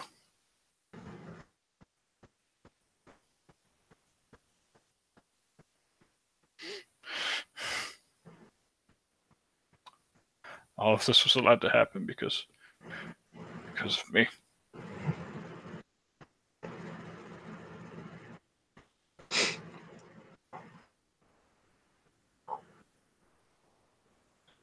You may have done those things. You were not in control of yourself. I do not believe that you would betray the guild like that.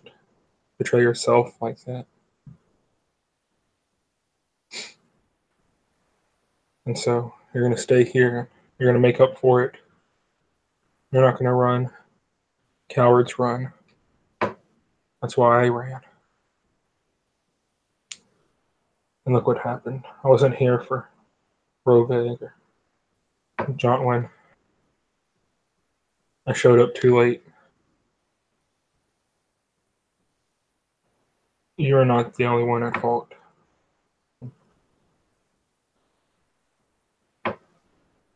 You'll stay here with the gnomes, and he gestures the room, and you'll do what you have to do to redeem yourself in your own eyes.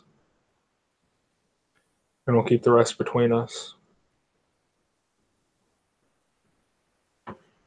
Yoki, I can't just not tell them. I would have to let them know. What they know is that the Matron killed Roveg. The Matron killed Jotwin. Both of those are true. Them knowing it was your hand the Matron used will not make a difference. It will only hurt the guild more.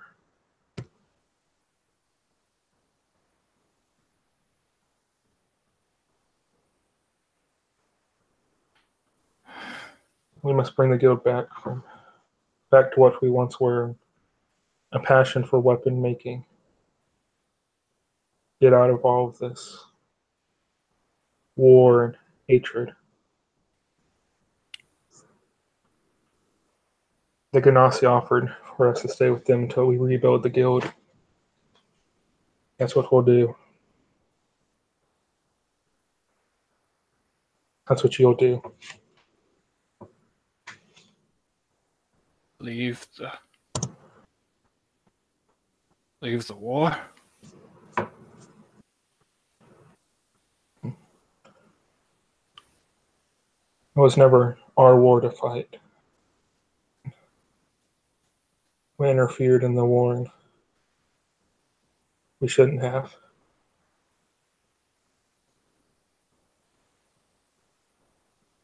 We thought we were doing good. We have not done good so far.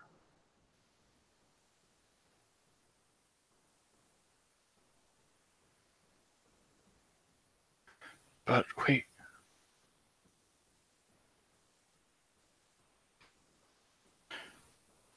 Things are...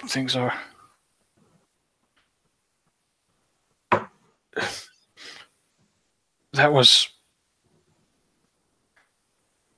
in the past, Yoki. Surely we can still contribute.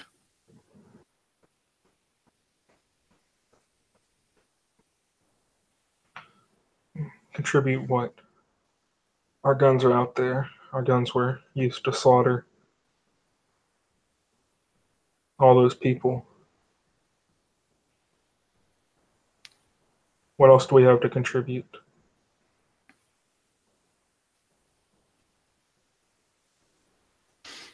At what point do we step away from it all? Admit we were wrong.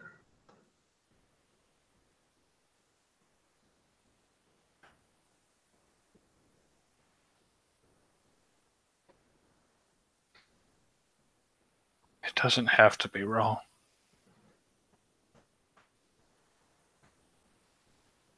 We can still...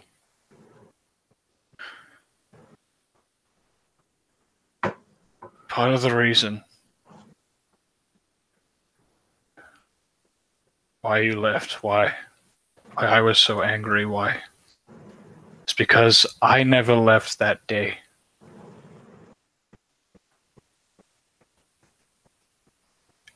And it took you to bring me back to reality.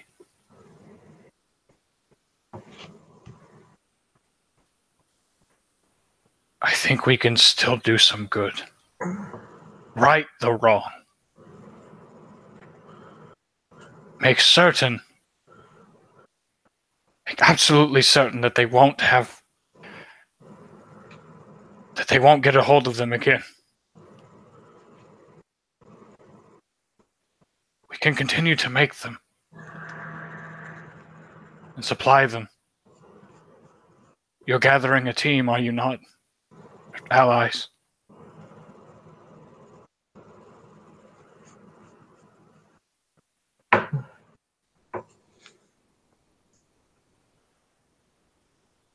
There's only so much one team can do.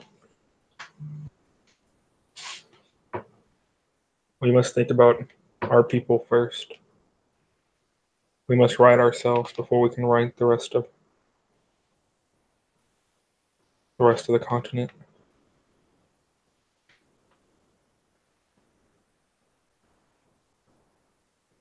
Going in filled with emotion doesn't work. We must step back, fix ourselves, and then we will discuss it as a guild.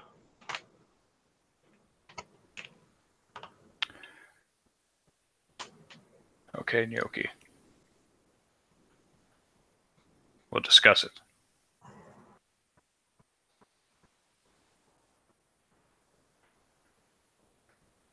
And I'll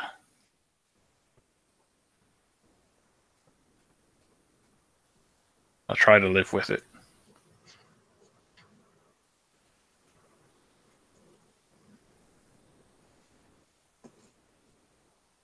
All right. Is that good, Ryan? You got anything else to say? I'm good. All right. So time passes forward a little bit.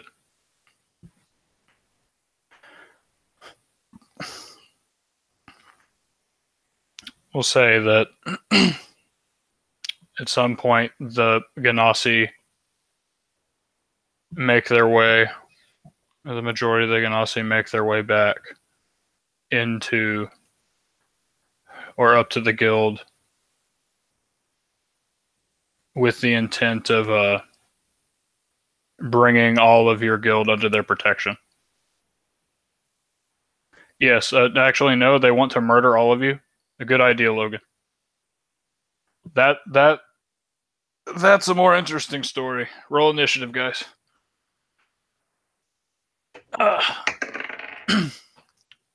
Natural 1. Nope. Damn it. All right. But yeah, I'm the guild. I guess the gnomes have been given time to pack their things, get everything ready. And Talbot, I guess, is kind of in a group with y'all three, Illios, Mal, and Gnocchi. And Talbot said, we'll take them under our protection. Let them rebuild. Regroup.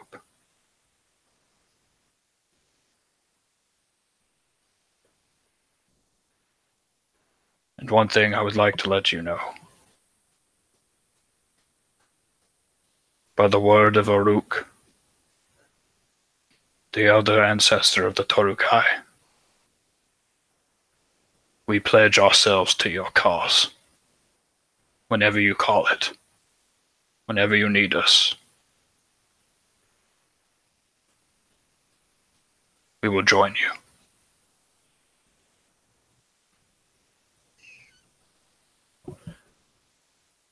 You do us a great service.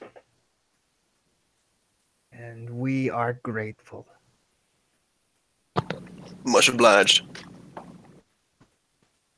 Handshake again.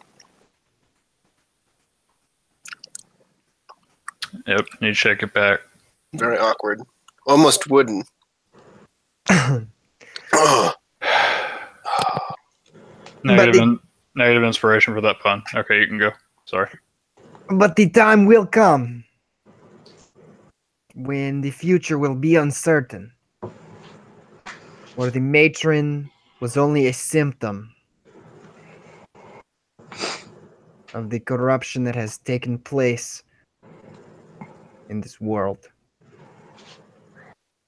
So we will call upon you when the time comes.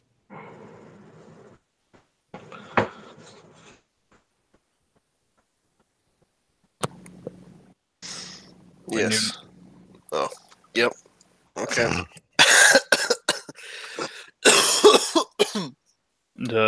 Just to add. Oh, no. Okay, never mind. You go. Fine. All right, Okay. I'm gonna go. Okay, no, you go, yeah. All right. Excuse me. Pain, suffering. Yeah. Oh crap! What was I gonna say? You know what? Never mind. You go. I can't remember what I was gonna say. I hate you so much. Sometimes it's okay to interrupt. Oh my god! I can't remember what I was gonna say. I had whatever. It's fine. All right, yeah. Oh god.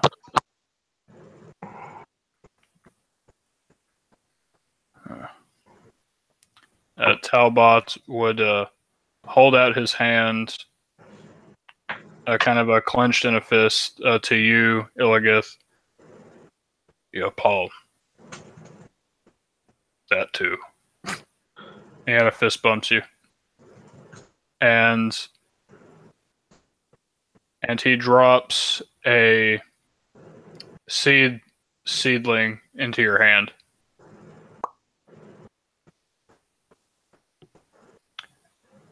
When you need us,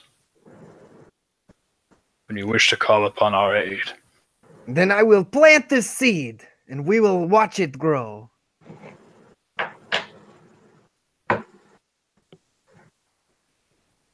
no, you have to crush it.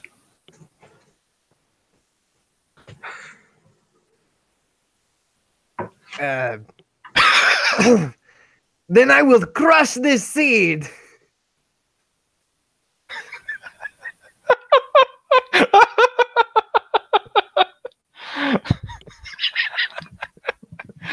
Okay. Fantastic. All right. And what were you going to say, Wesley? Do you remember? Oh yeah, it's totally appropriate now. So, but essentially, what I was gonna say. Oh my god, I forgot again. I just had it. I know the gist of what I was gonna say about it. It was just kind of like an add-on. It's not important. We can move on. All right, 2 strikes. Yeah, rip. It's okay. Next All time, baby.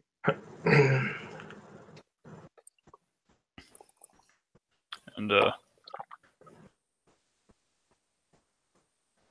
I believe your journey lies elsewhere. To the northern lands. Did you guys tell him this?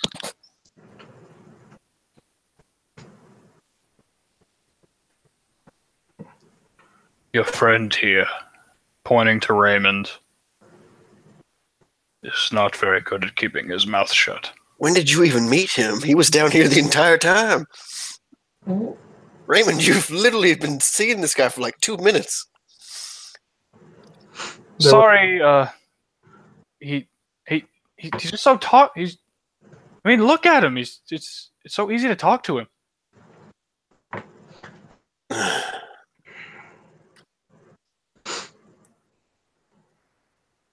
Well, I guess he's right. Unless there's anything else we want to do here, we must get on our way up north. Noki looks at the Here it comes. Gnocchi, your face. It Looks less you wish to say potato-ish. something. Yeah. he looks at you. I decided this when we were walking back from the grotto. I didn't know how to tell you, Illigath. After our conversation, Mal, I wasn't ready. Saying there's no other choice, but now I think it's the best time. I must stay with my guild. After Robeg, Jontwin, I must stay with the guild and rebuild. They've always been number one to me. When I left, I didn't see that. I didn't realize that. Now, I do.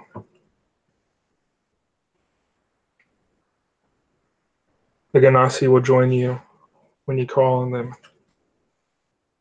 If we are ready, the gnomes will be there too. But for now, we step away from this fight. Let you continue on this journey.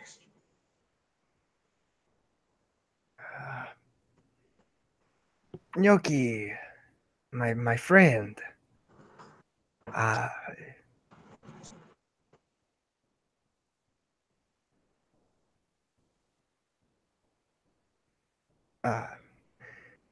Malvadrian. Yeah.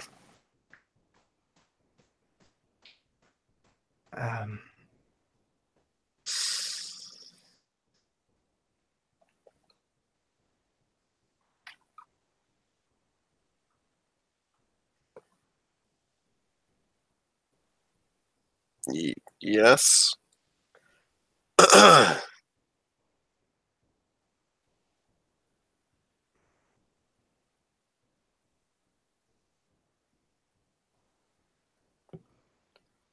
What Illigath is trying to say is...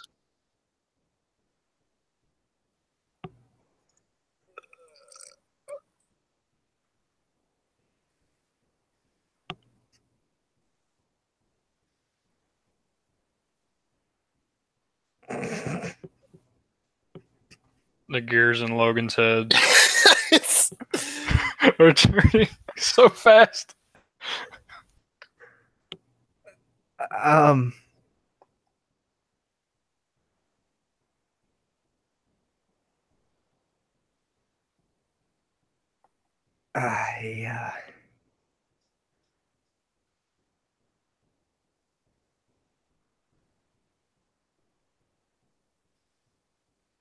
You will be dearly missed, my friend.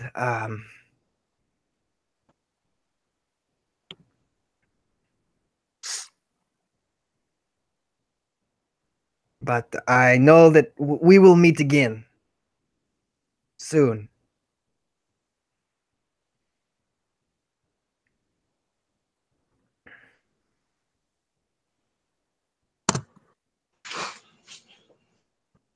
It's been an honor to know you, Illios. To fight beside you. To see the power of Ilmater. To learn the word of Ilmater. I thank you for everything you've done for myself and my gnomish family here. And I would gladly do it 100 times over. I'd expect nothing else from you. Maybe even 101. 102 wouldn't surprise me. Or even 103. And Illigit goes to hug his friend. Noki gives you a Goliath-sized hug back.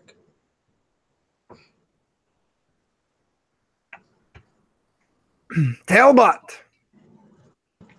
Your men, they are in good hands with these gnomes here.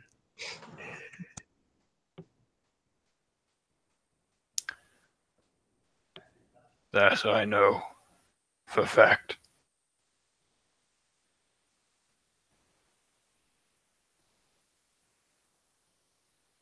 And Raymond is standing there. So but you'll be back, right? Right?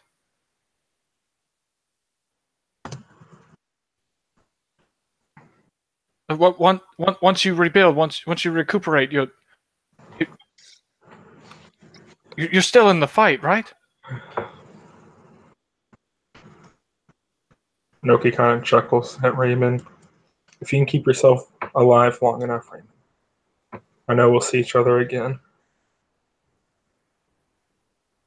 Continue to follow the word of Ilmater.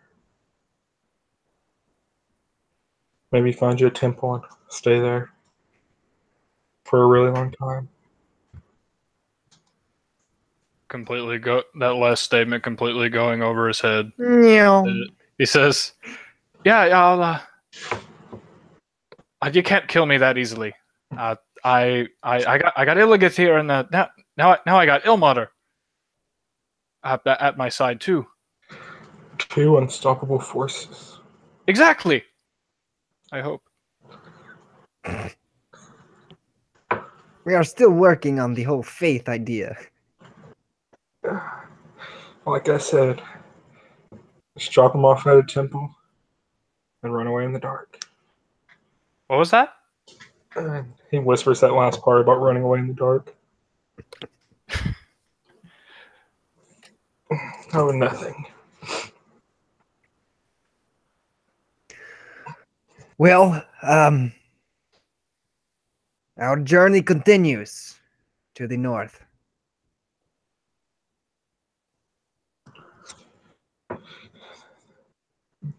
That it does.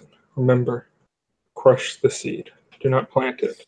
Plant this seed. Yes. That's not right. You know what? Or if a Talbot could, like, if a Ganassi could roll its eyes, it would roll its eyes. And Talbot says, "Cousin, you may also plant the seed. That would also work." It may take a little longer, though. I Only will slightly. water it each day until you arrive. Talbot, even though he doesn't really know you, Mal, he looks at you and says, he looks at you with pleading eyes that say, just like, "Please get it right. Please get it right for him. Or please remember." Mal's face is just kind of like serious, and he doesn't really like react to the whatever expression the tree person is trying to convey. To be fair, I think it'd be very hard to read his expression. Yeah. And Dolgrim, to say I mean, he'd definitely be there because he's a part of the traveling band. But said, well, Officer Gnocchi, and he'd put his he gave the salute. Like, I wish you good luck here, and I've never seen someone of your stature fight so valiantly. Please return to us when you can. Klein is going to need a fighter like you. We are going to need a fighter like you to see this through.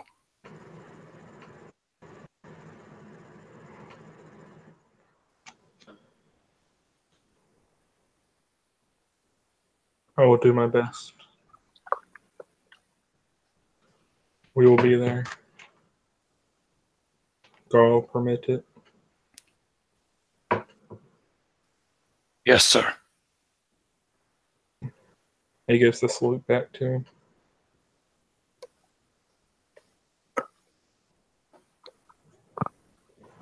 And I guess there's one more person.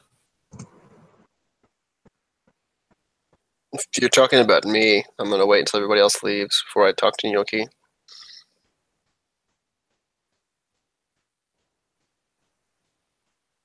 All right. Yeah, Well, I mean, I'm he's just been imagine kind that- of serious this entire time. Yeah, gotcha. It is time to get on the road. Raymond, grab the bags. Dolgrim, the weapons. I do not like this part, but it must be done. We will meet again, he says. Onward! And he'll get kind of... Don't worry, Sounds Dolgrim. I'll get the weapons. Raymond, I said grab the bags. Dolgrim's like, did you not just hear him? And they walk off, and Al and Gnocchi stand there. Talbot also leaves. As Illios walks away, Gnocchi slips a small vial of gnomish vodka into his bag as a final farewell gift.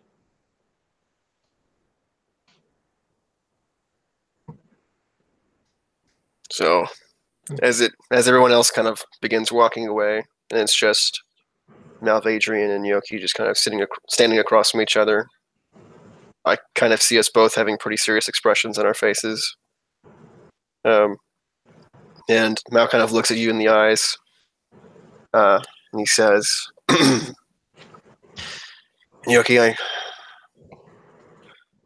know we didn't exactly, or aren't exactly parting on the best of terms, but you were fine, Warren. I do respect you. And I even respect your decision. But if we call on you and you don't answer our call, I'll never forgive you. As a soldier or a friend. So be ready and don't die. And he kind of, I don't know, like thumps him on the shoulder or something like that. And then he'll begin to walk off unless he's stopped. Okay, as you're walking, Gnocchi responds, I've made my peace with you when we talked earlier. Do not forget, you made the mistake once. Do not let it happen again. Didn't plan on it. Next time we won't be bringing you back. And he walks off. That's where, like, you know, I kind of feel like we were kind of like, I was walking away while you're making these comments. He doesn't answer the last one.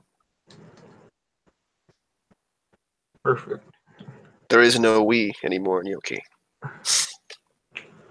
Gnocchi watches you walk off. Turns to go his own way.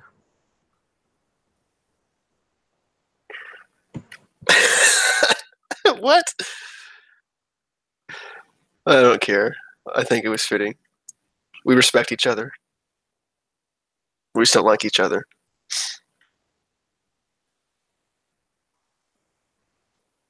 All right. And so you all make your way up north to the dwarven province of Maringol.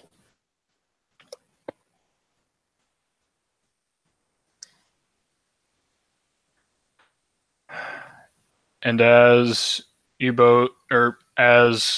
all, Illigith, Mal, Dolgrim, and Raymond walk out of the forest, you can't help but feel that something is just missing.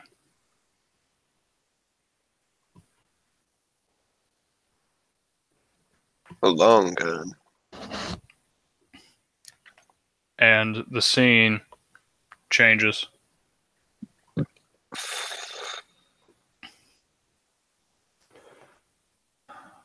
see. You see a man. His face contorted with anger and rage. And he slams his fist on a table, snapping it in two, easily, a stone table. This man is wearing the black leather armor of the Seekers, bedecked in Seeker robes and raiments.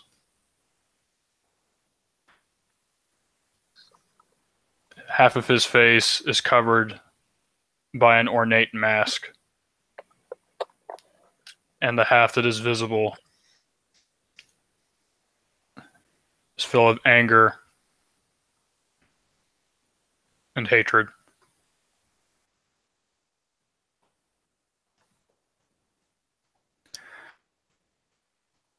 How did she fail? And you hear another voice speak when Cassius speaks. Almost a low growling beneath it that accompanies his own words. And the one eye that is visible glows with a searing purple light as the pupil is slitted. And you hear another voice say, "So it seems your little plan didn't go as you expected, huh? Cassius. Excuse me.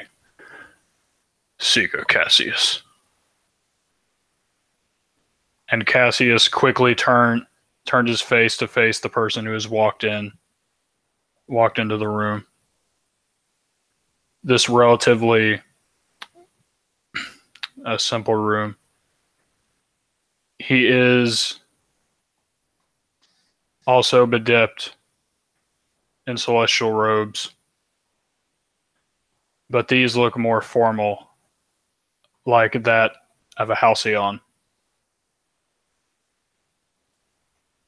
And you can see, although the bottom half of his face is covered with a mask,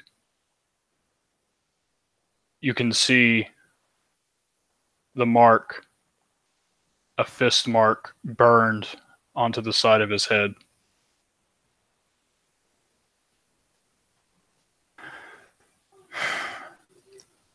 Amadeus, get out of here. Leave me be. I do not wish to.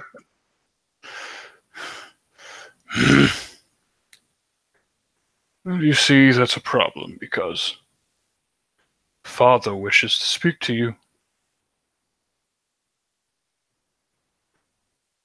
And he is rather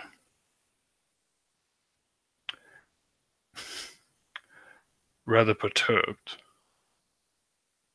that you would go behind his back.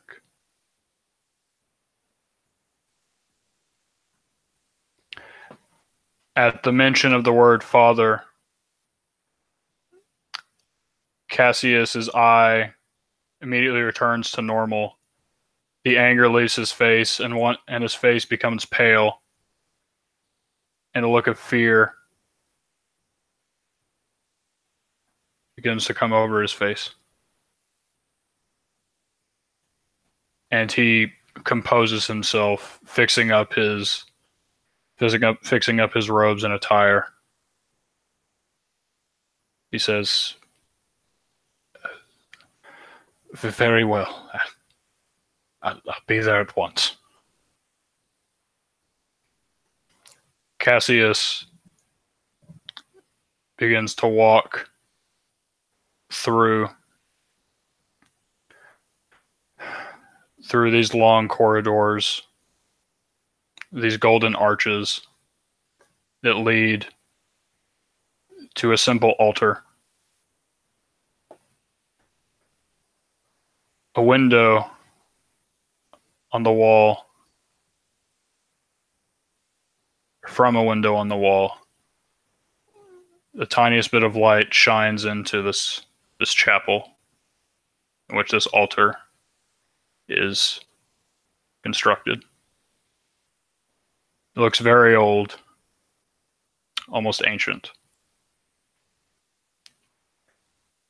And the twin dragons of the celestial people are carved into this altar. And a man, a relatively short man, bedecked in very simple brown robes, white robes, white robes. He lifts his head. You can see that he's balding,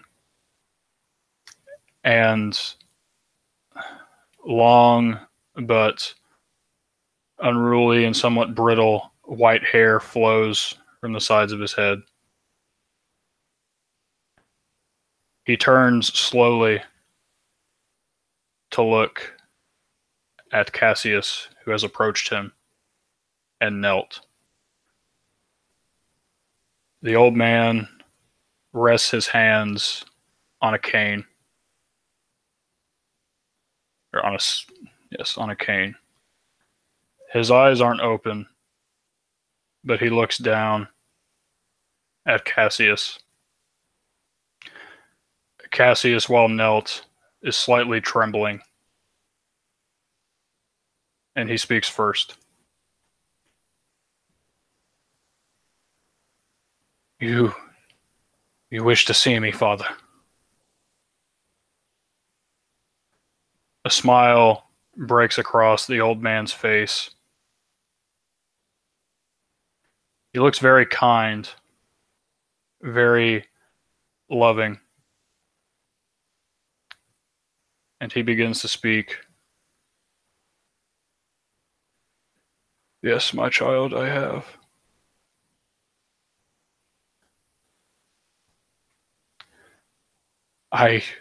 Before you say anything, Cassius. Silence, please. You've wounded me, you know. He begins to walk towards Cassius, limping as he does so, shifting his weight onto the cane with each step. And he makes it to Cassius, who is still slightly trembling, but not looking up at him. And the old man places a weathered hand on the side of Cassius's face that is not covered by a mask, and lifts his head. My child, I am not angry with you. I am just disappointed.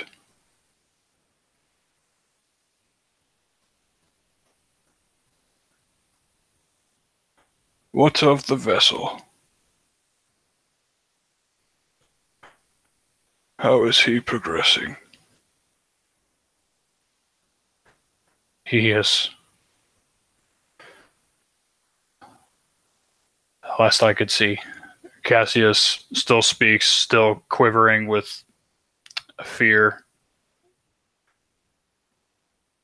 He has... The connection grows more powerful each day. And it seems that in this last confrontation, he has started to awaken to a greater power.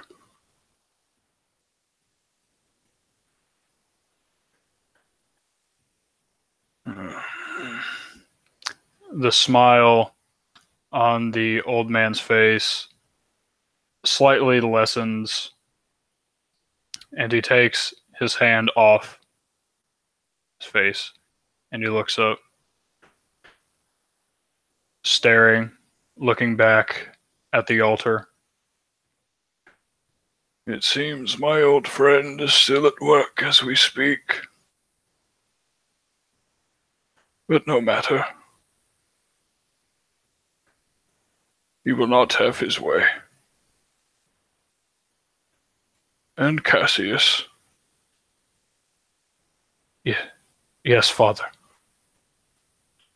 And before he can finish the word Father, it's almost as if he is forced to the ground, immediately splayed out by this sudden force, this sudden gravitational force that pushes him down, and the floor begins to crack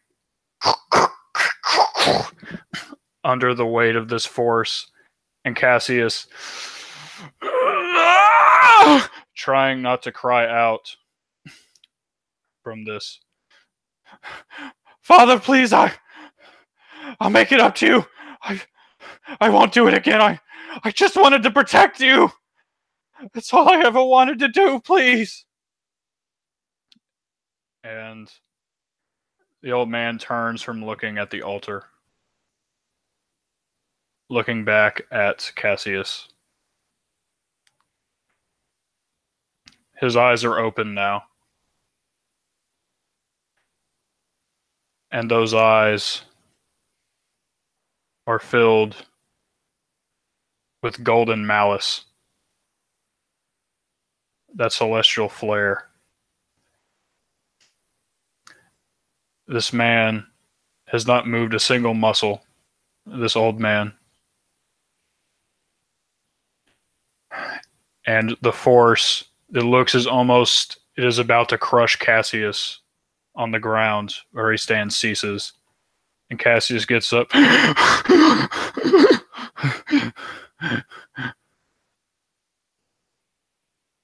And his father, the prophet, says, "See to it that you do not fail me again, my son."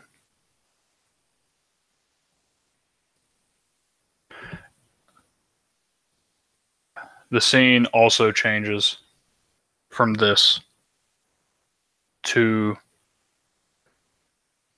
one of black trees just beginning to turn green once again. The canopy is starting to disperse and light flows through the grotto that the matron used to reside in.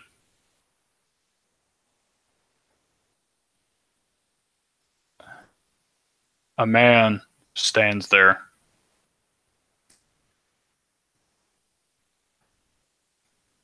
Over the ashes of the matron. And he leans down, cupping them with his hand and watching them blow away into the wind. His seeker raiments also blow in the wind. And you see a smirk on his face.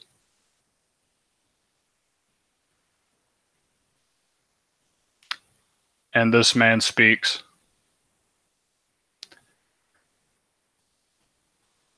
I'm sorry, Katra. But it was a sacrifice that was necessary.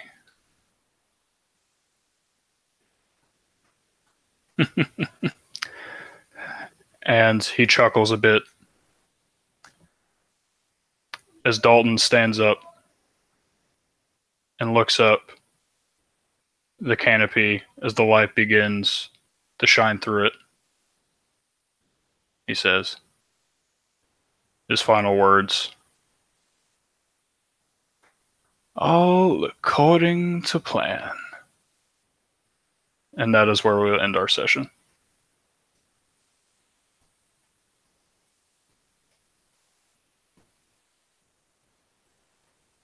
All right. So there you go. It was like 10 minutes of cutscene. Sorry about that. The very, very sad things happened in this session. I've just been taking notes. It was like, yeah. But so many sad things happened in this session. Ugh. I mean, we saw that some of the gnomes lived. Most of them did not. Roveg, sadly, was too weak. I don't give a crap about them. I don't have gnocchi anymore. I know. And the most important gnome left as well. And if you were alive, you might have your gnome. And on bad terms with Malvadrian is the worst part. Oh! Illios wants no I part like of that. that part, though. Yep. Just saying. And, It's like a story thing. and I'll go ahead and name it the session at the end, and I'll stick to it this time. Bonds. Illios campaign session Broken. 15, titled Farewell. Screw All right. you. Night, Wonder guys. why.